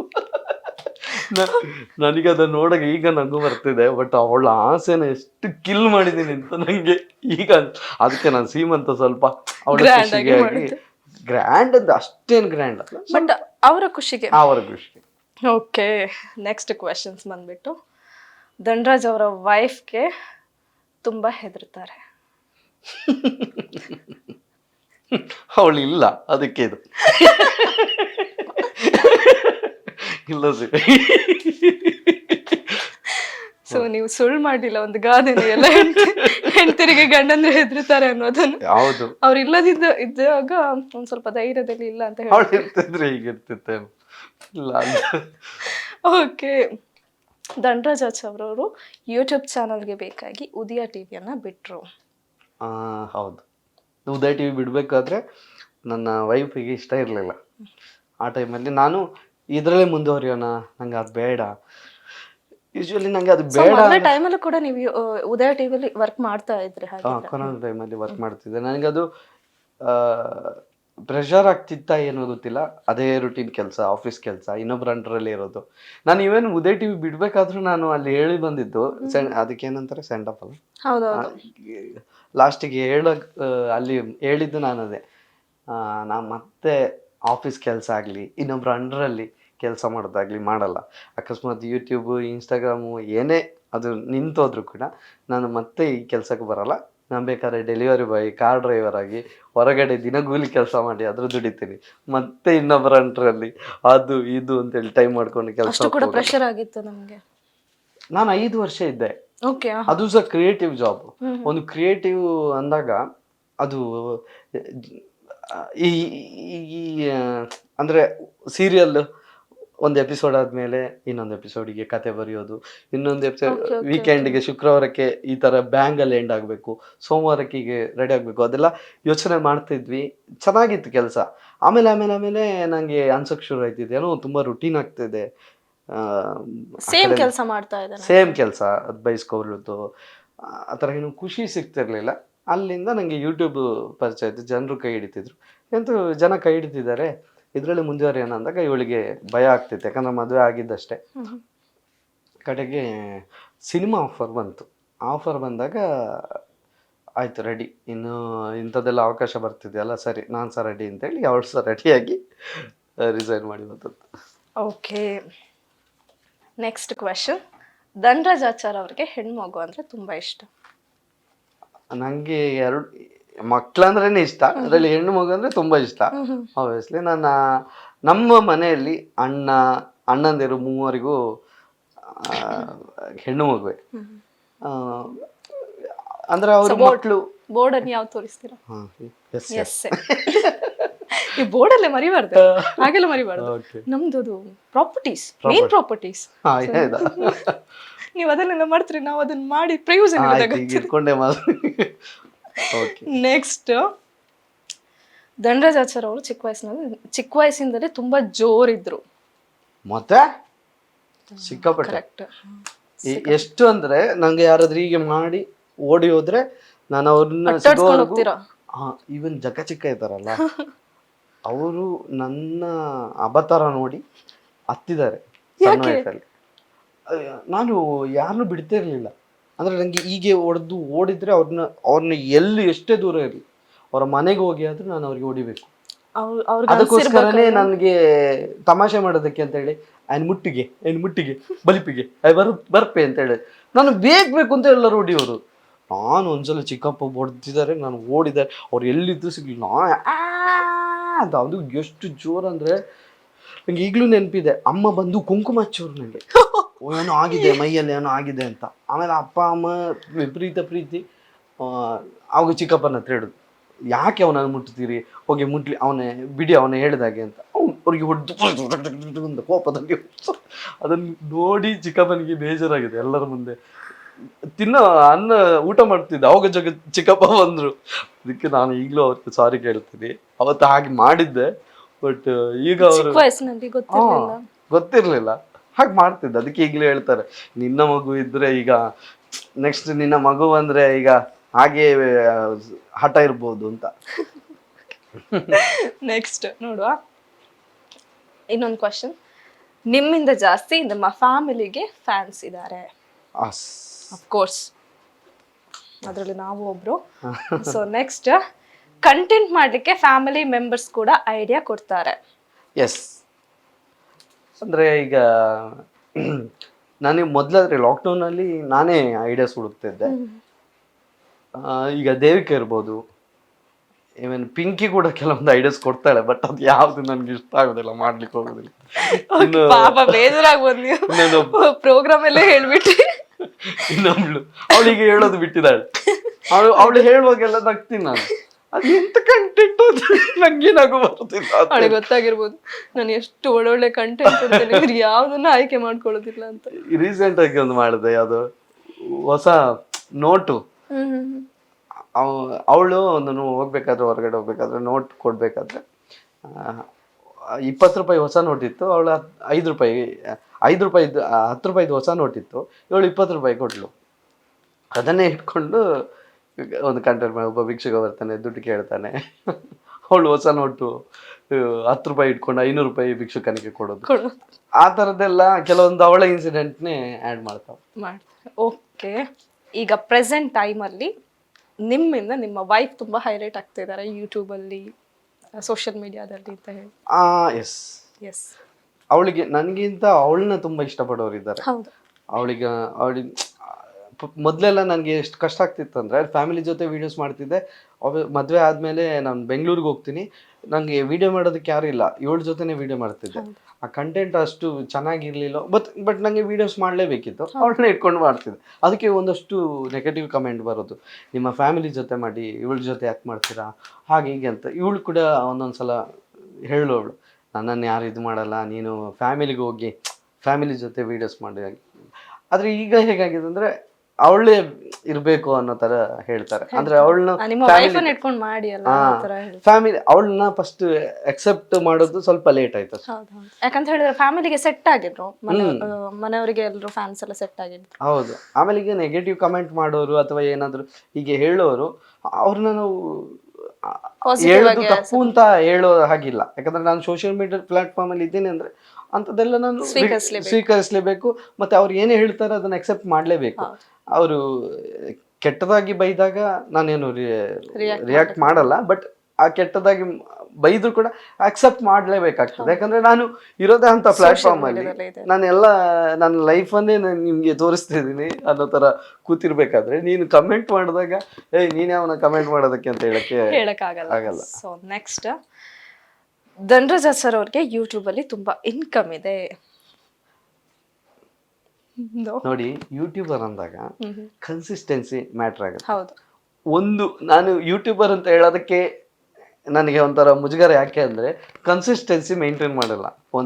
ನಾನು ರೀಲ್ಸ್ ಮಾಡಿದರೆ ನಿಮಗೆ ರೆವೆನ್ಯೂ ಇಲ್ಲ, ಯೂಟ್ಯೂಬ್ ಮಾಡಿದರೆ ಮಾತ್ರ ರೆವೆನ್ಯೂ. ವ್ಲಾಗ್ಸ್ ಮಾಡಿದರೆ, ಈಗ ವ್ಲಾಗ್ಸ್ ಮಾಡಿದೆ ನಾನು ಒಂದು 2 ವಾರ ಆಯಿತು, 2.5 ವಾರ ಆಯಿತು ವ್ಲಾಗ್ ಮಾಡಿದೆ ಹಾಕದೆ. ಅದು ಏನಾಗುತ್ತೆ ಅಂದರೆ ನಂಗೊಂದು ಎಡಿಟಿಂಗ್ ಮಾಡೋದಕ್ಕೆ ಮೂಡ್ ಸೆಟ್ ಆಗಬೇಕು. ನಾನು ತೋರಿಸಿದ್ನಲ್ಲ, ಮೂಡ್ ಸೆಟ್ ಆಗಬೇಕು. ಆ ಮೂಡಿಗೆ ಕೂತ್ಕೊಂಡಾಗ ನಾನು ವಿಡಿಯೋ ಎಡಿಟ್ ಮಾಡ್ತೇನೆ. ನಂಗೆ ಗೊತ್ತಿಲ್ಲ, ಯಾವಾಗಾದ್ರೂ ಒಂದಿನ ಆ ಕನ್ಸಿಸ್ಟೆನ್ಸಿ ಮೇಂಟೈನ್ ಮಾಡಿ ಹೈಯೆಸ್ಟ್ ಇನ್ಕಮ್ ಮಾಡ್ತೀನಿ. ಓಕೆ. ನಿಮಗೆ ಮತ್ತು ನಿಮ್ಮ ವೈಫ್ಗೆ ಟ್ರಿಪ್ ಹೋಗೋದಂದ್ರೆ ತುಂಬ ಇಷ್ಟ? ಎಸ್, ಇಷ್ಟ. ಆಮೇಲೆ ಪಾಪ ಬಾಲಿಗೆಲ್ಲ ಹೋಗೋಣ ಅಂತ ಇತ್ತು, ಅದು ನೋಡಿದ್ರೆ ಈ ಫ್ಯಾಮಿಲಿ ಪ್ಲಾನಿಂಗ್ ಅಡ್ಡ ಬಂದ್ಬಿಡ್ತು. ಎಲ್ಲಿಗೂ ಇಲ್ಲ ಈಗ. ಇಲ್ಲಿಗೆ ಒಂದ್ಸಲ ಫಾರಿನ್ ಟ್ರಿಪ್ ಹೋಗ್ಬೇಕು ಅಂತ ಇತ್ತು, ಮಾಲ್ಡೀವ್ಸ್ಗೆ ಹೋಗಿ ಬಂದ್ವಿ. ಆಮೇಲೆ ಬಾಲಿಗೆ ಪ್ಲಾನ್ ಮಾಡಿದ್ವಿ, ಬಾಲಿಗೆಲ್ಲ ಪ್ಲಾನ್ ಆಗಿತ್ತು. ಅಷ್ಟರಲ್ಲಿ ಬೈತಿರ್ತಾಳೆ, ಇನ್ನೇನ್ ಮಾಡ್ಲಿಕ್ಕೆ ಆಗುದಿಲ್ಲ. ನೆಕ್ಸ್ಟ್, ಗಿಚ್ಚಿಗಿಲಿಗಿಲಿ ರಿಯಾಲಿಟಿ ಶೋ ಆದ್ಮೇಲೆ ಇನ್ನೊಂದು ರಿಯಾಲಿಟಿ ಶೋ ನಿಮ್ ಕೈಯಲ್ಲಿ ರೆಡಿ ಆಗಿದೆ, ಹೋಗೋದಕ್ಕೆ ರೆಡಿ ಆಗಿದ್ದೀರಾ ಅಂತ? ಹೋಗೋದಕ್ಕೆ ರೆಡಿ ಇಲ್ಲ. ಸಿಕ್ಕಿದೆ, ಈಗ ಇದೆ, ನೀವು ರೆಡಿ ಇಲ್ಲ ಅದಕ್ಕೆ ಹೋಗೋದಕ್ಕೆ? ಈ ರಾಜಾರಾಣಿ ಕರೆದಿದ್ರು. Okay okay. ಅದಕ್ಕಿಂತ ಹಿಂದೆ ಒಂದು ಗಿಚ್ಚಿಗಿಲಿಗಿಲಿ 3ಗೆ ಕರೆದಿಲ್ಲ, ಅದ್ರ ಹಿಂದೆ ನಾನು ಎಲ್ಲ ಕರೆದಾಗ ನಾನು ಬ್ಯುಸಿ ಆಗಿದ್ದೆ, ಸೊ ಆಗಿಲ್ಲ ಹೋಗೋಕ್ಕೆ. ಮತ್ತು ರಿಯಾಲಿಟಿ ಶೋ ನನಗೆ ಕೆಲವೊಂದ್ಸಲ ಅನ್ಸುತ್ತೆ ನನಗೆ ಅದು ಸೆಟ್ ಆಗಲ್ವೇನೋ ಅಂತ. ರಿಯಾಲಿಟಿಯಲ್ಲಿ ನೀವು ರಿಯಲ್ ಆಗಿರೋದಿಲ್ಲ, ಇರ್ಲಿಕ್ಕೆ ಆಗುದಿಲ್ಲ ಅಂತ? ಇಲ್ಲ, ನಾನು ರಿಯಲ್ ಆಗೇ ಇದ್ದೀನಿ. ಈಗ ನಾನು ಮಾತಾಡ್ಲಿಕ್ಕೆ ಹಿಂಜರಿತೀನಿ, ಅಥವಾ ನಾನು ಮಾತಾಡ್ಬೇಕಾದ್ರೆ ನನಗೆ ಅಷ್ಟೊಂದು ಕಂಫರ್ಟೇಬಲ್ ಫೀಲ್ ಅಂತ ಅಲ್ಲ, ನಾನು ಇರೋದೇ ಹಾಗೆ, ಅಂದರೆ ಪೆದ್ದು ಥರ ಇರ್ತೀನಿ. ಅದೇನಾಗುತ್ತೆ ರಿಯಾಲಿಟಿ ಶೋ ಅಲ್ಲಿ ನನ್ನನ್ನು ಇನ್ಸ್ಟಾ ರೀಲ್ಸಲ್ಲಿ ನೋಡಿ, ಲಾಗಲ್ಲಿ ನೋಡಿ, ನಾನು ಅದರಲ್ಲಿ ನನ್ನ ತಪ್ಪೇನಿದೆ ಅದನ್ನು ಕಟ್ ಮಾಡಿ, ಇನ್ನೊಬ್ಬರ ತಪ್ಪೇನಿದೆ ಅದನ್ನು ಹೈಲೈಟ್ ಮಾಡಿ ಅದನ್ನು ಕಾಮಿಡಿ ಮಾಡ್ತಿದ್ದೆ. ಈಗ ರಿಯಾಲಿಟಿ ಶೋಗೆ ಹೋಗಿ ನನ್ನ ತಪ್ಪನ್ನೇ ಹೈಲೈಟ್ ಮಾಡಿ ನನ್ನನ್ನೇ ಕಾಮಿಡಿ ಪೀಸ್ ಮಾಡಿಬಿಟ್ರು. ನೀನು ಫ್ಯಾಮಿಲಿಗೆ ಈಗ ಮಾಡಿದ್ಯಲ್ಲ, ಅದಕ್ಕೆ ದೇವರು ಈ ಥರನೇ ಮಾಡಿ ನನ್ನನ್ನು ಕಳಿಸಿದ್ದಾರೆ ರಿಯಾಲಿಟಿ ಶೋ. ಅದಕ್ಕೆ ರಿಯಾಲಿಟಿ ಶೋ ಹೋಗ್ಬೇಕಾದ್ರೆ ನಾನು ಸ್ವಲ್ಪ ಭಯ ಪಡ್ತೀನಿ, ನನ್ನ ಮರ್ಯಾದೆ ತೆಗಿತಾರೆ, ನನ್ನ ಕಾಲು ಎಳಿತಾರೆ ಅಂತ. ಇವನ್ ನನ್ನ ಆಡಿಯನ್ಸ್ ಕೂಡ ತುಂಬ ಮಂದಿ ಹೇಳ್ತಾರೆ ನಿಮಗೆ ರಿಯಾಲಿಟಿ ಶೋ ಬೇಡ, ಸೆಟ್ ಆಗಲ್ಲ ಅಂತ. ಬಟ್ ರಿಯಾಲಿಟಿ ಶೋ ಒಂದು ಒಳ್ಳೆ ಫೇಮ್ ಕೊಟ್ಟಿದೆ. ಗಿಚ್ಚಿಗಿಲಿ ಆಗಿರ್ಬೋದು, ಅಥವಾ ಕಲರ್ಸ್ ಕನ್ನಡದಲ್ಲಿ, ಜಿ ಕನ್ನಡದಲ್ಲೂ ಕರೆದಿದ್ದರು ಕಾಮಿಡಿ ಕಿಲಾಡಿ. ನಾನು ಇದಕ್ಕಿಂತ ಹಿಂದೆ ಅಂಥ ರಿಯಾಲಿಟಿ ಶೋ ಹೋಗ್ಬೇಕು ಅಂತ ಬಯಸ್ತಿದ್ದವನು. ಆಮೇಲೆ ಆಡಿಷನ್ ಕೂಡ ಕೊಟ್ಟಿದ್ದೀನಿ, ಎಲ್ಲೂ ಕೂಡ ನನಗೆ ದಕ್ಕಲಿಲ್ಲ ಅದು. ನೋಡಿ ಜನರಿಂದ ಮತ್ತು ನಾನು ಈ ಕಂಟೆಂಟ್ ಮಾಡ್ತಿರೋದ್ರಿಂದ ನನಗೆ ಇದು ಸಿಕ್ಕಿದೆ. ಸೊ ನಾನು ಯಾವಾಗಲೂ ದೇವರಿಗೆ ಮತ್ತು ನಮ್ಮ ದೇವರಿಗೆಲ್ಲ ಥ್ಯಾಂಕ್ಫುಲ್ ಆಗಿರ್ತೇನೆ ಆ ವಿಷಯದಲ್ಲಿ. Okay, last question. ಅಬ್ಬಾ, ಧನರಾಜಾಚಾರ್ ಅವರ ಬ್ಯಾಂಕಲ್ಲಿ ಈಗ ಪ್ರೆಸೆಂಟ್ ಆಗಿ 1 lakh ಇದೆ. ನೋ, ನೀ ಭಯಕ್ಕೆ ಏನಂತೆ 1 lakh ಹೋಲ್ ಈ ಅಮ್ಮಗೆ ಪೂರ ಕಟ್ಟ. Okay, ready? ಎನ್ಸೈತೆ ನಮ್ಮ yes or no question round. Yes or ನೋಡಿ ಸುಮಾರು ಪಿದೇ ಬರ್ತಲ್ಲ ಲೈಫ್ ಸ್ಟೋರಿ ಬಗ್ಗೆ. ಓಕೆ, ಆಂಡ ಕೊಡದೀಪರ. ಓಕೆ, ಕಿರುಮುನೆ ಕಾಪುಂಡು. Yes, thank you. ನೆಕ್ಸ್ಟ್ ಪಾತ್ರಕತೆ ದುಂಬ್ಕೊನಕ್ಕ. ಸೊ ನಮ್ಮ ಉದಯ ಚಾನಲ್ದ ಬಗ್ಗೆ ಪಾತಿರೊಂದಿತ್ತ. ಉದಯ ಚಾನಲ್ನ ಕ್ವಿಟ್ ಮಾಡ್ತಾರೆ, ಇದು ಯೂಟ್ಯೂಬ್ ಇದಕ್ಕೆ ಟೈಮ್ ಕೊರಿಯರ್ ಅಂದ. ಸೊ ಯೂಟ್ಯೂಬ್ ನಮ್ಮ ಪನ್ಪುಲಕನೆ ಸಬ್ಸ್ಕ್ರೈಬರ್ ಆಯರ ಮಸ್ತ್ ಟೈಮ್ ಬೋರ್ಡ್ ನಮಕ್ ಅಂಚನೆ ವ್ಯೂಸ್ ಆಯರ ಟೈಮ್ ಬೋರ್ಡ್. ಸೊ ಇರೆಗೆಂಚ ಚಾಲೆಂಜಸ್ ಆದಿತ್ತ ಅಂತ ಯೂಟ್ಯೂಬ್ ಯಾನ್ ಐತೆ ಶುರು ಮನ್ಪುನಾಗ ಹೆಂಗೆ ಗೊತ್ತಿದ್ದೇನೆ. ಯೂಟ್ಯೂಬ್ ಆವಡು, ಫೇಸ್ಬುಕ್ ಆವಡು, ದುಡ್ಡು ಬರ್ಕೊಂಡು ಹೆಂಗೆ ದುಡ್ಡು ಬಂದಾಗನೇ ಶಾಕ್. ದಾಯಿ ದುಡ್ಡು ಕೊರೊಂದಿಲ್ಲ ಇದು. ನಾನು ಲೈಫ್ ಬಗ್ಗೆ ಅಥವಾ ನಿನ್ನ ಕಾಮಿಡಿ ಎನ್ನ ಖುಷಿಗೋಸ್ಕರ ಮಾಡಿ ಹಿಂದಕ್ಕೆ ದುಡ್ಡು ಕೊರಪೇರ ಅಂದೆ ಹಂಗೆ ಐಡಿಯಾ ಇಜ್ಜಾಂಡ ಆತಂಜಿ. ಹಿಂಗೆ ಲಾಕ್ಡೌನ್ ಟೈಮ್ ಇಡ್ಲ ಯೂಟ್ಯೂಬ್ ಬರ್ಪುಂಡಿಗೆ ಏನು ಗೊತ್ತಿತ್ತೇನೆ. ಬಟ್ ಈ ಒಂಜಿ ಈತ್ ಅಮೌಂಟ್ ಬರ್ಪುಂಡು ಲೈಫ್ ನಡಪನ ಆತ ಅಮೌಂಟ್ ಬರ್ಪುಂಡು ಅಂತ ಗೊತ್ತಿದ್ದಲ್ಲ. ಇವನ್ ಇತ್ತೆ ಯೂಟ್ಯೂಬ್ ಸುಮಾರು ಜನ ಬರೋದಿಲ್ಲ. ಸೊ ಪೇಮೆಂಟ್ ಎಲ್ಲ ಕಮ್ಮಿ ಆಗುಂದುಂಟು. ಅಂದ್ರೆ ತುಂಬಾ ಜನ ಬರೋದ್ರಿಂದ ಪೇಮೆಂಟ್ ಕಡಿಮೆ ಆಗ್ತಿದ್ಯಾ ಅಥವಾ? ಹೌದು, ಯೂಟ್ಯೂಬರ್ಗಿಂತ ವ್ಯೂವರ್ಸ್ಗಿಂತ ಯೂಟ್ಯೂಬರ್ಸ್ ಜಾಸ್ತಿ ಆಗಿದ್ದಾರೆ. ಹೌದು, ಈಗ ಎಲ್ಲಿ ಹೋದ್ರು ಯೂಟ್ಯೂಬರ್ಸ್, ಎಲ್ಲಿ ಹೋದ್ರು ಯೂಟ್ಯೂಬ್ ಅಕೌಂಟ್ ಇದೆ ಅವ್ರ ಹತ್ರ. ಹಾಗಾಗಿ ಹಾಗಾಗಿ ಅಂದರೆ ಯೂಟ್ಯೂಬ್ ಅದು ಹೇಗಾಗ್ತಿದೆ ಅಂದರೆ ಈಗ ಕನ್ಸಿಸ್ಟೆನ್ಸಿ ಮೇಂಟೈನ್ ಮಾಡಬೇಕು ಅಂತ ಯಾಕೆ ಹೇಳ್ತಾರೆ ಅಂದರೆ ಯೂಟ್ಯೂಬಲ್ಲಿ ನೀನು ಎಷ್ಟು ಕಂಟೆಂಟ್ ಕೊಡ್ತೀಯ ನೀನನ್ನು ನಾನು ರೀಚ್ ಮಾಡಿಸ್ತೀನಿ ಅನ್ನೋ ಥರ. ಈಗ ನಾನು ಇಷ್ಟೇ ಕಂಟೆಂಟ್ ಕೊಡ್ತೇನೆ, ನಿನ್ನನ್ನು ಎಷ್ಟು ಅಂದರೆ ನಿನ್ನನ್ನು ಎಷ್ಟು ಆ್ಯಕ್ಟಿವ್ ಮಾಡಬೇಕು ಅಷ್ಟು ಆ್ಯಕ್ಟಿವ್ ಮಾಡ್ತಿದೆ ಅದು. ಯೂಟ್ಯೂಬ್ ಆಗಲಿ ಫೇಸ್ಬುಕ್ ಆಗಲಿ ನನಗೆ ಐಡಿಯಾ ಇರಲಿಲ್ಲ ಅದಕ್ಕೆ ಬರ್ತೀನಿ ಅಂತ. ನಾನು ಈ ಹಿಂದೆ ಕಂಪ್ನಿಯಲ್ಲಿ ಕೆಲಸ ಮಾಡ್ತಿರುವಾಗಲೂ ನಾನು ಈ ಪ್ಲ್ಯಾಟ್ಫಾರ್ಮಲ್ಲಿ ನಾನು ಹೋಗ್ತೀನಿ ಅನ್ನೋದು ನಂಗೆ ಗೊತ್ತಿರಲಿಲ್ಲ. ಆವಾಗಲೇ ಹೇಳಿದಾಗೆ ನಾನು ಡೆಲಿವರಿ ಬಾಯ್ ಅಥವಾ ಇದರಲ್ಲಿ ಕಾರ್ ಡ್ರೈವರ್ ಆಗೋದ್ರು ವರ್ಕ್ ಮಾಡ್ತೀನಿ, ಮತ್ತೆ ಕಂಪ್ನಿಗೆ ಹೋಗಲ್ಲ ಅಂತ ಹೇಳಿದ್ನು. ಯಾಕಂದರೆ ನಾನು ಉದಯ್ ಟಿ ವಿಯಲ್ಲಿ ವರ್ಕ್ ಮಾಡ್ತಿರ್ಬೇಕಾದ್ರೆ ರ್ಯಾಪಿಡೋ ಬೈಕ್ ಟ್ಯಾಕ್ಸಿ ಮಾಡ್ತಿದ್ದೆ. ಆಮೇಲೆ ಅಂದರೆ ನಂಗೆ ಒಂದಷ್ಟು ಅಮೌಂಟು ಮನೆಗೆ ಕಳಿಸ್ತಿತ್ತು. ಆಮೇಲೆ ಸ್ವಲ್ಪ ಜೀವನ ಇನ್ನೊಂದು ತಿಂಗಳಲ್ಲಿ ಸಾಲ ಮಾಡೋದು ಬೇಡ ಅನ್ನೋ ಕಾರಣಕ್ಕೋಸ್ಕರ ಆಚೆ ಈಚೆ ಹೋಗಿ ಬೈಕಲ್ಲಿ ಡ್ರಾಪ್ ಮಾಡೋದು. ಬೆಳಿಗ್ಗೆ 6 ಗಂಟೆಗೆ ಹೋದರೆ ರಾತ್ರಿ 12 ಗಂಟೆಗೆಲ್ಲ ವಾಪಸ್ ಬರೋದು ಬೈಕಲ್ಲಿ ಆಚೆ ಈಚೆ. ಅದೆಲ್ಲ ಏನಾಗ್ತಿತ್ತು ಅಂದರೆ ಒಂದು ಖುಷಿ ಆಗ್ತಿತ್ತು. ಇವತ್ತು ನಾನು ಇಷ್ಟು ಕೆಲಸ ಮಾಡಿದೆ, ಇಷ್ಟು ಕೆಲಸ ಮಾಡಿದ್ದಕ್ಕೆ ಇಷ್ಟು ಅಮೌಂಟ್ ಸಿಕ್ಕಿದೆ. ಅದರ ನಡುವೆ ಒಂದು ಟಿಪ್ಸ್, ಆ ಟಿಪ್ಸು 5 ರೂಪಾಯಿ 2 ರೂಪಾಯಿ 3 ರೂಪಾಯಿ ಕೊಡಲಿ, ಅದು ಎಷ್ಟು ಖುಷಿಯಾಗಿದೆ. ನಿಮಗೆ 77 ರೂಪಾಯಿಗೆ 3 ರೂಪಾಯಿ ಉಳಿತಂದರೆ ಇಟ್ಕೊಳ್ಳಿ ಅಂತಂದರೆ 3 ರೂಪಾಯಿ ಕೊಟ್ಟರು ಅಂತ ಅದು ಖುಷಿಯೇ ಬೇರೆ. ಆಮೇಲೆ ಈಗ ಅಂದರೆ ನಾವು ಅಷ್ಟು ಕೆಲಸ ಮಾಡಿದ್ದಕ್ಕೆ ಅಷ್ಟೊಂದು ಅಮೌಂಟ್ ನಮ್ಮ ಕೈಗೆ ಸಿಕ್ಕಿದಾಗ ನಾವು ಏನೋ ಒಂದು ಅವರಿಗೆ ಖುಷಿ ಪಡಿಸಿದ್ದೀವಿ, ಅವರಿಗೆ ನಾವು ನಮ್ಮಿಂದ ಅವ್ರಿಗೆ ಖುಷಿ ಸಿಕ್ಕಿದೆ ಅನ್ನೋ ಥರ ಆತ್ಮತೃಪ್ತಿ ಇತ್ತು. ಹಾಗಾಗಿ ನನಗೆ ಆ ಕಂಪನಿಯೆಲ್ಲ ಕೆಲಸ ಬಿಟ್ಟು ನಂದೇ ಆದರೆ ಒಂದು ದಿನಗೂಲಿ ಕೆಲಸ ಅಥವಾ ನಂದು ಏನಾದರೂ ಬಿಸ್ನೆಸ್ ಮಾಡೋ ಅನ್ನೋ ಥರ ಪ್ಲ್ಯಾನ್ ಇತ್ತು. ಬಿಸ್ನೆಸ್ ಮಾಡೋದ್ರಲ್ಲಿ ಸ್ವಲ್ಪ ನಾನು ಹಿಂದೆಟಾಗ್ತೇನೆ, ಸ್ವಲ್ಪ ಭಯ ಜಾಸ್ತಿ ನನಗೆ. ಯಾಕಂದರೆ ನನಗೊಂದು ಗೋಲ್ ಸೆಟ್ಟೇ ಇರಲಿಲ್ಲ 30 ವರ್ಷ ಆಗೋವರೆಗೂ. ಮದುವೆ ಆಗೋವರೆಗೂ ನಾನು ಈ ಥರ ಮಾಡಬೇಕು ಈ ಥರ ಮಾಡಬೇಕು ಇಲ್ಲ, ಇರೋದು ಇವತ್ತೊಂದು ದಿನ ಇದೆ, ಅದನ್ನು ಖುಷಿಯಾಗಿ ಎಂಜಾಯ್ ಮಾಡೋ ಅನ್ನೋ ಥರನೇ ಇದ್ದೆ. ಯಾವಾಗ ನನಗೊಂದು ಗೋಲ್ ಸಿಗಬೇಕು ಅಂತ ಇಲ್ಲ ಮದುವೆ ಆದಮೇಲೆ ಇಷ್ಟು ಕಷ್ಟ ಇದೆ, ಅವಳನ್ನ ಸಾಕಬೇಕು, ದೇವ್ರದಕ್ಕೆ ನನ್ನನ್ನೇ ತುಂಬ ಅರ್ಥ ಮಾಡ್ಕೊಳ್ಳೋ ಹುಡುಗಿ ಸಿಕ್ಕಿದ್ದಾಳೆ. ಅಂದರೆ ಅವಳಿಗೆ ಕೂಡ ನಾನು ಅವಳಿಗೆ ಹೇಳಿದ್ದೆ ಈ ಥರ. ಯಾಕಂದರೆ ಈಗಲೂ ಅಷ್ಟೇ ನಾನು ಅವಳು ತುಂಬ ಶೇರ್ ಮಾಡ್ತೀವಿ. ಅಂದರೆ ದುಡ್ಡಿನ ವಿಚಾರ ಆಗಿರ್ಬೋದು, ನನ್ನ ಹತ್ರ ಯಾವುದೋ ಹಿಡನ್ ಸೀಕ್ರೆಟ್ ಇಲ್ಲ, ಅವಳ ಹತ್ರನೂ ಹಿಡನ್ ಸೀಕ್ರೆಟ್ ಇಲ್ಲ, ಇಬ್ಬರು ಮುಕ್ತವಾಗಿ ಚರ್ಚೆ ಮಾಡ್ತೀವಿ. ಆ ಒಂದು ಇದರಿಂದಾಗಿ ಖುಷಿಯಾಗಿ ಲೈಫ್ ಲೀಡ್ ಮಾಡ್ತಾ ಇದ್ದೀವಿ ಅಂತ ಅನಿಸ್ತದೆ. ಓಕೆ, ಈಗ ನೀವು ಪ್ರಜ್ಞಾಪತಿ, ನಿಮ್ಮ ವೈಫ್ನ ಬಗ್ಗೆ ಏನು ಹೇಳಕ್ಕೆ ಇಷ್ಟಪಡ್ತೀರಾ? ಒಂದು ಸಿಂಪಲ್ ಆಗಿ ಹೇಳಬೇಕಿದ್ರೆ ನಿಮ್ಮ ಆಫ್ಟರ್ ಮ್ಯಾರೇಜ್ ನಿಮ್ಮ ಲೈಫ್ ಹೇಗೆ ಚೇಂಜ್ ಆಯಿತು? ಆಫ್ಟರ್ ಮ್ಯಾರೇಜ್ ನನಗೆ ಆ್ಯಕ್ಚುಲಿ ಅವಳು ಬಂದ ಮೇಲೆ ಲಕ್ಕಿ ಅಂತ ಅನಿಸುತ್ತೆ ನಾನು. ಓಕೆ, ಅವಳು ಬರೋದಕ್ಕಿಂತ ಮುಂಚೆ ನಾನು ತಿಂಗಳಲ್ಲಿ ನಾನು ಸಾಲ ಮಾಡ್ತಿದ್ದೆ.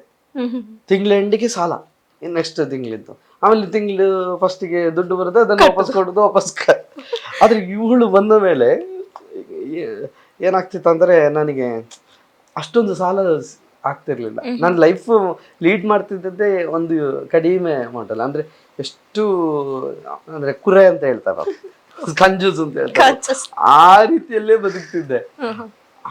ಆದರೂ ನನಗೆ ಅದು ಕಷ್ಟ ಆಗ್ತಿತ್ತು. ಬಟ್ ಇವಳು ಬಂದ ಮೇಲೆ ನನಗೆ ಆಬ್ವಿಯಸ್ಲಿ ನನಗೆ ಮನಿ ಸೇವ್ ಆಗ್ತಾ ಹೋಯಿತು.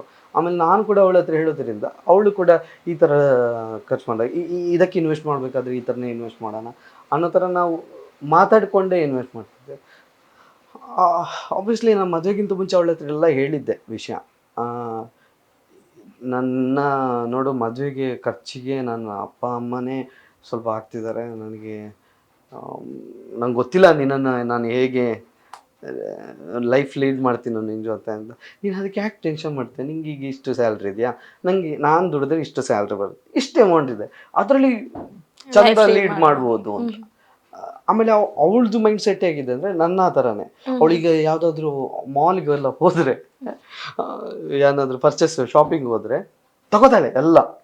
ನಾನು ಸಹ ಅದು ತಗೋಬೇಡ ಅಂತ ಹೇಳೋದಿಲ್ಲ, ಯಾಕಂದ್ರೆ ನನಗೆ ಧೈರ್ಯ ಇದೆ. ಅವಳಿಗೆ ಏನೇ ತಗೊಂಡ್ರು ಮಿನಿಮಮ್ ಅಮೌಂಟ್ ಇರುತ್ತೆ. ತಗೊಂಬಂದು ಕ್ಯಾಶರ್ ಕೌಂಟರ್ ಹತ್ರ ಬಂದಾಗ ಅದು ಜಾಸ್ತಿ ಆಯ್ತದ, ಬೇಡ ಇದು ಬೇಡ, ಇದು ಕ್ಯಾನ್ಸಲ್ ಮಾಡಿ ಅಂತ, ಇಷ್ಟಿದ್ದದ್ದು ಇಷ್ಟೇ ಆಗ್ತದೆ. ತುಂಬಾ ಅರ್ಥ ಮಾಡ್ಕೊಂಡಿದ್ದಾರೆ ಅಂದ್ರೆ ಅವಳಿಗೆ ನಮ್ಮ ಹತ್ರ ಇರೋದು ಈ ತಿಂಗಳಿಗೆ ಬೇಕಾಗಿರೋದು ಇಷ್ಟರಲ್ಲೇ ಲೈಫ್ ಜೀವನ ಮಾಡೋಣ ಅಂತ. ಆಮೇಲೆ ಈಗ ಹೋಟೆಲ್ಗೆ ಹೋಗ್ಬೇಕಾದ್ರೂ ಅಷ್ಟೇ, ದೊಡ್ಡ ಹೋಟೆಲ್ ಅದೆಲ್ಲ ಬೇಡ. ದುಡ್ಡಿದೆ ಅಥವಾ ನಮ್ಮ ಫ್ರೆಂಡ್ಸ್ ಜೊತೆ ಯಾರಾದ್ರೂ ಹೋಗ್ಬೇಕಾದ್ರೆ ತಿನ್ನೋದಕ್ಕೆ ಎಷ್ಟು ಬೇಕಾದ್ರೂ ಖರ್ಚು ಮಾಡಲಿ, ಬಟ್ಟೆಗೆ ಎಷ್ಟು ಬೇಕಾದ್ರೂ ಖರ್ಚು ಮಾಡಲಿ. ಈಗ ಸುಮ್ಮನೆ ಮಜಾ ಮಾಡೋದು ಅದಕ್ಕೆಲ್ಲ ಲಿಮಿಟೆಡ್ ಇರಲಿ ಅನ್ನೋ ಥರ. ಲಿಮಿಟೆಡ್. ಓಕೆ. ಈಗ ಯೂಟ್ಯೂಬಲ್ಲಿ ನಿಮ್ಮ ಥರನೇ ತುಂಬ ಮಂದಿ ಯೂಟ್ಯೂಬರ್ಸ್ ಇದ್ದಾರೆ. ಸೊ ಅವರ ಎಲ್ಲ ಪರಿಚಯ ಹೇಗಾಯಿತು ನಿಮಗೆ? ಯಾವ ಥರ ನಿಮಗೆ ಕಾಂಟ್ಯಾಕ್ಟ್ ಆಯಿತು ಅವರ ಜೊತೆ? ಸೊ ಯಾವ ಜೊತೆ ಫ್ರೆಂಡ್ಶಿಪ್ ಆಯಿತು ಅವ್ರ ಜೊತೆ ಅಂತ ಹೇಳಿದ್ರೆ, ಈಗ ಪೌರೋಸ್ ಇದ್ದಾರೆ, ಶರಣ್ ಅವ್ರು ಇದ್ದಾರೆ, ತುಂಬ ಜನ ಇದ್ದಾರೆ. ಸೊ ನಿಮ್ಮ ಮನೆ ಫಂಕ್ಷನ್ಗೆಲ್ಲ ಅವ್ರು ಬಂದಿದ್ರು. ಸೊ ಅವ್ರ ಜೊತೆ ಯಾವ ಥರ ಎಲ್ಲ ಫ್ರೆಂಡ್ಶಿಪ್ ಆಯಿತು ಅನ್ನೋದಿದ್ರೆ? ಒಂದು ಏನಂದರೆ, ನಾನು ಯೂಟ್ಯೂಬ್ ಮಾಡ್ತಿರೋದ್ರಿಂದ ನನ್ನ ಅಕ್ಕಪಕ್ಕ ಯಾರೆಲ್ಲ ಯಾವ ಥರ ಕಂಟೆಂಟ್ ಕೊಡ್ತಾರೆ ಅದನ್ನು ನಾನು ಅಬ್ಸರ್ವ್ ಮಾಡ್ತಿರ್ತೀನಿ. ನನಗೆ ಅವರೇ ಒಂದು ಓನ್ ಕಂಟೆಂಟ್ ಮಾಡ್ತಾರೆ ಅಂದರೆ ತುಂಬ ಹ್ಯಾಪಿ. ಸೊ ನನಗೆ ಬೇಗ ಕನೆಕ್ಟ್ ಆಗ್ತಾರೆ. ಆಮೇಲೆ ನಾನು ಅವ್ರ ಜೊತೆ ಏನಾದರೂ ಶೇರ್ ಮಾಡ್ಕೊಳ್ಳೋದಿರಲಿ, ಅವರು ನಮ್ಮ ಜೊತೆ ಶೇರ್ ಮಾಡ್ಕೊಡೋದಿರಲಿ, ಅದು ಗಿವ್ ಆ್ಯಂಡ್ ಟೇಕ್ ಅಂತಾರ. ಅಂದರೆ ನಾವು ಅದೇ ಫೀಲ್ಡಲ್ಲಿ ಇರೋದ್ರಿಂದ ನಮ್ಮವರು ಅಂತ ಅನಿಸ್ಬಿಡುತ್ತೆ. ಹಾಗಾಗಿ ಎಲ್ಲರೂ ಕೂಡ ಎಷ್ಟು ಸಾಧ್ಯನೋ ಅಷ್ಟು ಕೆಲವೊಂದು ಸಲ ಅವರೇ ಬಂದು ಮಾತಾಡಿಸ್ತಿರ್ಬೋದು, ಇಲ್ಲ ನಾವೇ ಹೋಗಿ ಮಾತಾಡಿಸಿರ್ಬೋದು ಯಾವುದಾದ್ರೂ ಒಂದು ಕಂಟೆಂಟ್. ಪವರ್ ಹೌಸ್ ಅವ್ರದ್ದು ನನಗೆ ಹೇಗೆ ಕಾಂಟ್ಯಾಕ್ಟ್ ಆದ ಅಂತ ಪರಿಚಯ ಇಲ್ಲ, ಅವತ್ತಿಂದನೂ ಫಾಲೋ ಮಾಡ್ತಿದ್ವಿ. ಆದರೆ ಇಷ್ಟು ಕ್ಲೋಸ್ ಹೇಗಾದ್ವಿ ಅಂತ ನನಗೆ ಅದು ಏನು ಅಂತ ಹೇಳೋಕ್ಕಾಗಲ್ಲ. ಹಾಗೆ ಮೋಸ್ಟ್ಲಿ ಅವರು ವಿಡಿಯೋ ಮಾಡಿದಾಗ ನಾವು ಮಾತಾಡಿಸಿರ್ಬೋದು, ಅವ್ರು ಏನಾದರೂ ಹೇಳಿರ್ಬೋದು, ಆ ಥರ ಪರಿಚಯ ಆಗಿರ್ಬೋದು. ಓಕೆ, ಮಾತುಕತೆ ತುಂಬ ಆಯಿತು. ಸೊ ಇನ್ನೊಂದು ಗೇಮನ್ನು ಆಟ ಆಡುವ. ಸೊ ಇದರಲ್ಲಿ ಪ್ರಾಪರ್ಟೀಸ್ ಏನೂ ಇಲ್ಲ, ತುಂಬ ಕಷ್ಟದ ಗೇಮ್ಸ್ ಕೂಡ ಅಲ್ಲ. ತಟ್ ಅಂತ ಆನ್ಸರ್ ಹೇಳಬೇಕು ಮಾತ್ರ. ಏನ್ ಕೇಳಿ ನಾ ತಟ್ ಅಂತ ಹೇಳುದೇ ಕಡಿಮೆ, ತಟ್ ಅಂತ ಆನ್ಸರ್ ಹೇಳಬೇಕು. ಏನಾಗಿರ್ಬೋದು ಅಂತ ನಿಮ್ಗೆ ಗೊತ್ತಲ್ಲಗೆ? Rapid fire. ರ್ಯಾಪಿಡ್ ಫೈರ್ ಆ ಥರ ಅಲ್ಲ. Okay, one word answer. ನಾನೊಂದು ವರ್ಡ್ ಹೇಳ್ತೇನೆ, ಅದಕ್ಕೆ ನಿಮ್ಮ ಕಡೆಯಿಂದ ಒನ್ ವರ್ಡ್ ಆನ್ಸರ್ ಬೇಕು. ಅದಕ್ಕೆ ನಾನು ಅದ್ರಲ್ಲಿ ಎಲ್ಲ ಇಲ್ಲ ಮಾರೆ, ಅದೆಲ್ಲ ನಂಗೆ ಗೊತ್ತಿಲ್ಲ. ಹಿಂದೆ ಆದ್ರೆ ಈಗ ಕೇಳಿ ಅಲ್ಲಿ ಅಂತೆಲ್ಲ ಯೋಚನೆ ಮಾಡಿದ್ರೆ ಕಟ್ ಮಾಡಿ. ಇಲ್ಲ, ನಾವು ಅದನ್ನ ಹಾಕ್ತೇವೆ. ಮತ್ತೆ ನೀವೇ ಕೇಳೋದು. ಸ್ಟಾರ್ಟ್ ಮಾಡುವ. ಫಸ್ಟ್ ಒನ್, ಕಮಲಜ್ಜಿ ಗ್ಯಾಂಗ್. ನಿನ್ ನೀರು ಕುಡಿತೇನೆ. ಒಂದು ಕ್ವಶನ್ಗೆ ಹೀಗಾದ್ರೆ ಇನ್ನು 10-15 ಕ್ವಶನ್ ಇದೆ, ಏನ್ ಮಾಡ್ತೀರಾ? ಅದು ಕಮಲಜ್ಜಿ ಗ್ಯಾಂಗ್ ಬರ್ಲಿ. ಕುಟುಂಬ. ಹಬ್ಬ ಬಂತಲ್ಲ ಅನ್ಸ, ನಾನು ಎಲ್ಲಿ ಎಡಿಟ್ ಮಾಡಿ ತೆಗಿಬೇಕು ಅಂತ ಅನ್ಕೊಂಡಿದ್ದೆ. ನೆಕ್ಸ್ಟ್, ಪ್ರಜ್ಞಾ. ಪ್ರೀತಿ. ಕಂಟೆಂಟ್. ಕ್ರಿಯೇಟಿವ್. ಯೂಟ್ಯೂಬ್. ಪ್ರಾಣ. ಗಿಚ್ಚು ಗಿಲಿ ಗಿಲಿ. ಗೌರವ. ಅನಂತಾಡಿ. ನನ್ನೂರು. ಇಲ್ಲ, ನನಗೂ ಎಕ್ಸ್ಪೆಕ್ಟ್ ಮಾಡಿದೀನಿ ನೊಂಜೆ ಆನ್ಸರ್ ಇಂಚ ಬರ್ಬಿಡು. ನೆಕ್ಸ್ಟ್, ಅನುಬಂಧ ಅವಾರ್ಡ್. ನನ್ನ ಕನಸು. ಓಕೆ. ಸಬ್ಸ್ಕ್ರೈಬರ್ಸ್. ಅವರಿಂದ ಜೀವನ. ಫ್ಯಾಮಿಲಿ. ಬೆಲೆ ಕಟ್ಟಕ್ಕಾಗ್ದಿರೋ ಒಂದು ಸಂಬಂಧ. YouTube fans. ಅದು ನನ್ನ ಲೈಫ್. ಲಾಸ್ಟ್ ಒನ್, ಛೋಟಾ ಗ್ಯಾಂಗ್. ತರಲೆ ತುಂಟಾಟ. ಓಕೆ, ಹೇಗಿತ್ತು ಒನ್ ವರ್ಡ್ ಆನ್ಸರ್? ನಿಮ್ ಒನ್ ವರ್ಡ್ಗೆ ಆನ್ಸರೇ ಮಾಡೋದಿಲ್ಲ ಅಂತ ಹೇಳಿದ್ರೆ, ಬಟ್ ಆನ್ಸರ್ ಮಾಡ್ಬಿಡ್ತೀನಿ. ಆದ್ರೆ ಆ ಒಂದು ನೀವು ಕೇಳೋ ವರ್ಡ್ಗೆ ತಟ್ ಅಂತ ಆನ್ಸರ್ ಮಾಡೋದು ಕಷ್ಟ. ಯಾಕಂದ್ರೆ ಕೆಲವೊಂದ್ಸಲ ತಟ್ ಅಂತ ಆನ್ಸರ್ ಮಾಡಿದಾಗ ಅದಕ್ಕೊಂದು ವ್ಯಾಲ್ಯೂ ಇರುತ್ತಲ್ಲ, ಆ ವ್ಯಾಲ್ಯೂನ ರೀಚ್ ಮಾಡಿಸ್ತೀನ ಅಂತ ಹೇಳಿ ಒಂದು ಅದಕ್ಕೆ ಯೋಚನೆ ಮಾಡ್ಬೇಕು ಅಂತ ಅನ್ಸೋದು. ಮತ್ತೆ ಪ್ರೋಗ್ರಾಮ್ ನೋಡಿದ್ಮೇಲೆ ಆಗೋದು ಬೇಡಲ್ಲ, ಹೀಗೆ ಹೇಳ್ಬೇಕಿತ್ತು. ಅಂತದೆಲ್ಲ ಆಗ್ತದೆ ಖಂಡಿತ, ಮತ್ತೆ ಎಲ್ರಿಗೂ ಮನುಷ್ಯರಲ್ಲ. ಎಸ್. ಈಗ ನೆಕ್ಸ್ಟ್ ಹೇಳೋದಾದ್ರೆ, ನಿಮ್ಮ ಕಾಲೇಜ್ ಲೈಫ್ ಹೇಗಿತ್ತು? ಕಾಲೇಜ್ ಲೈಫ್ ಜಾಲಿ ಆಗಿತ್ತು. ಆದ್ರೆ ನಾನು ಸ್ವಲ್ಪ ಅಂದ್ರೆ ತುಂಬಾ ದಾರಿ ತಪ್ಪಿ ಹೋಗ್ತಿರ್ಲಿಲ್ಲ. ತುಂಬಾ ತರಲೆಗಳು ಅದೆಲ್ಲ ನಾನು ಜಾಸ್ತಿ ಮಾಡ್ಲಿಲ್ಲ. ಯಾಕಂದ್ರೆ ಇವರಿಗೆಲ್ಲ ಹೆದರ್ತಿದ್ದೆ ನಾನು, ಟೀಚರ್ಸ್ ಕಡೆಗೆ. ಅವರ ಒಂದು ಪ್ರೀತಿನ ಗಳಿಸ್ಬೇಕು ಅಂತ ಆಗ್ಲಿ, ಅಥವಾ ಎಷ್ಟು ಅಂದ್ರೆ ನಮ್ಮಲ್ಲಿ ಕಾಲೇಜಲ್ಲಿ ಇರ್ಬೇಕಾದ್ರೆ ಒಂದು ಸ್ಟ್ರೈಕ್ ನಡೀತಿತ್ತು. ಇಡೀ ಕ್ಲಾಸ್ ಎಲ್ಲ ಒಂದಾಗಿದ್ದಾರೆ, ಅದ್ರ ಒಬ್ಬನೇ ಒಬ್ಬ ಬೇಡ ನನಗೆ ಆ ಟೀಚರ್ ಮುಂದೆ ಅವರು ಅಂದ್ರೆ ಅವ್ರು ಸ್ಟ್ರೈಕ್ ಮಾಡಿದ್ರೆ ಅವ್ರದ್ದು ಕೆಲಸವೇ ಹೋಗ್ತದೆ. ಆ ರೀತಿಯಲ್ಲಿ ನಾನು ಬೇಡ ಆ ಟೀಚರ್ ಕೆಲಸ. ತುಂಬಾ ಒಳ್ಳೆ ಸ್ಟೂಡೆಂಟ್ ಆಗಿ ಹೊರಟಿದ್ರೆ ಅನ್ಸುತ್ತೆ. ಸ್ಟೂಡೆಂಟ್ಸ್ ಅಂದ್ರೆ ಇಂಥದಕ್ಕೆಲ್ಲ ಬೇಡ ಅಂತ. ನನ್ಗೆ ಈಗಲೂ ಅಷ್ಟೇ ಈ ಜಗಳ ಮತ್ತೆ ಏನಾದರೂ ಕಾಂಟ್ರವರ್ಸಿ ಅದಾದಾಗ ಶೋರಿಂಗ್ ಆಗುತ್ತೆ. ಯಾಕೆ ಭಯ ಪಡ್ತೀನಿ ಅಂದರೆ ನನಗೆ ಅಂಥದ್ದನ್ನೆಲ್ಲ ನಾನು ರಿಸೀವ್ ಮಾಡಿ ಅಭ್ಯಾಸ ಇಲ್ಲ. ಇವಾಗ ಒಂಚೂರು ಓಕೆ ನನಗೆ ನೆಗೆಟಿವ್ ಕಮೆಂಟ್ ಬರೋದ್ರಿಂದ ನಾನು ಒಂದು ಸ್ವಲ್ಪ ಮಟ್ಟಿಗೆ ಸ್ಟ್ರಾಂಗ್ ಆಗಿದ್ದೀನಿ. ಬಟ್ ಯೂಸ್ ಆಫ್ ಅಂದರೆ ದೊಡ್ಡ ಕಾಂಟ್ರವರ್ಸಿ ಏನಾದರೂ ಆಯಿತು ಅನ್ನೋ ಲೈಫಲ್ಲಿ ಅಂದರೆ ನಾನೀಗ ಎಷ್ಟೋ ಟ್ರೋಲ್ ಮಾಡ್ತಿರ್ತೀನಿ. ಕೆಲವೊಂದು ಪರ್ಸ್ನಲ್ ಆಗಿ ಟಾರ್ಗೆಟ್ ಆಗಿರ್ಬೋದು, ಅದು ನಾನು ಬೇಕಂತ ಟಾರ್ಗೆಟ್ ಮಾಡಿರಲ್ಲ. ಅಂದರೆ ಒಂದು ಫನ್ ಇರುತ್ತೆ ಕಂಟೆಂಟ್. ಈಗ ಒಂದು ಟ್ರೆಂಡಿಂಗ್ ಕಂಟೆಂಟ್ ನಡೀತಿರುತ್ತೆ, ಅದು ಅವ್ರಿಗೆ ಪರ್ಸನಲ್ ಆಗಿ ತಾಗಿಯುತ್ತೆ ಅಂದರೆ ಆಬ್ವಿಯಸ್ಲಿ ಅದು ವೈರಲ್ ಆಗಿರುತ್ತೆ. ನಾನು ಅದನ್ನು ಫನ್ನಾಗಿ ತಗೊಂಡು ಒಂದು ಕಂಟೆಂಟ್ ಮಾಡಿರ್ತೇನೆ, ಅದು ಅವರಿಗೆ ತಾಗುತ್ತೆ. ಅವರಿಂದ ನನಗೆ ರಿಯಾಕ್ಷನ್ ಕೂಡ ಬಂದಿದೆ. ಆ ಟೈಮಲ್ಲಿ ನನಗೆ ಸ್ವಲ್ಪ ಭಯ ಆಗೋದಿದೆ. ಯಾಕಂದರೆ ಅವ್ರು ಆಡೋ ಮಾತು ಅಮ್ಮ ಅದೆಲ್ಲ ನಾನು ಯೂಶ್ವಲಿ ಎಮೋಷನಲ್ ಸಿಟ್ಟು ಬಂದರೂ ನಾನು ಮಾತಾಡಲ್ಲ. ನನಗೆ ಆ ಬೈಗುಳ ಹೇಗೆ ಬೈಬೇಕು ಅನ್ನೋದು ಕೂಡ ಗೊತ್ತಿಲ್ಲ. ಆಮೇಲೆ ರಿಯಾಕ್ಟ್ ಮಾಡ್ತೀನಿ. ರಿಯಾಕ್ಟ್ ಮಾಡಿದ್ರೆ ನಾನೇ ಹೋಗಿ ಸಾರಿ ಕೇಳ್ತೀನಿ ಅನ್ನೋ ಥರ ಇರ್ತೀನಿ ವಿನಃ ನಾನು ಏನೋ ನಾನು ಇವಾಗ ಹೀಗೆ ಮಾಡ್ತೇನೆ ಹಾಗೆ ಮಾಡ್ತೀನಿ ಬೇಡ.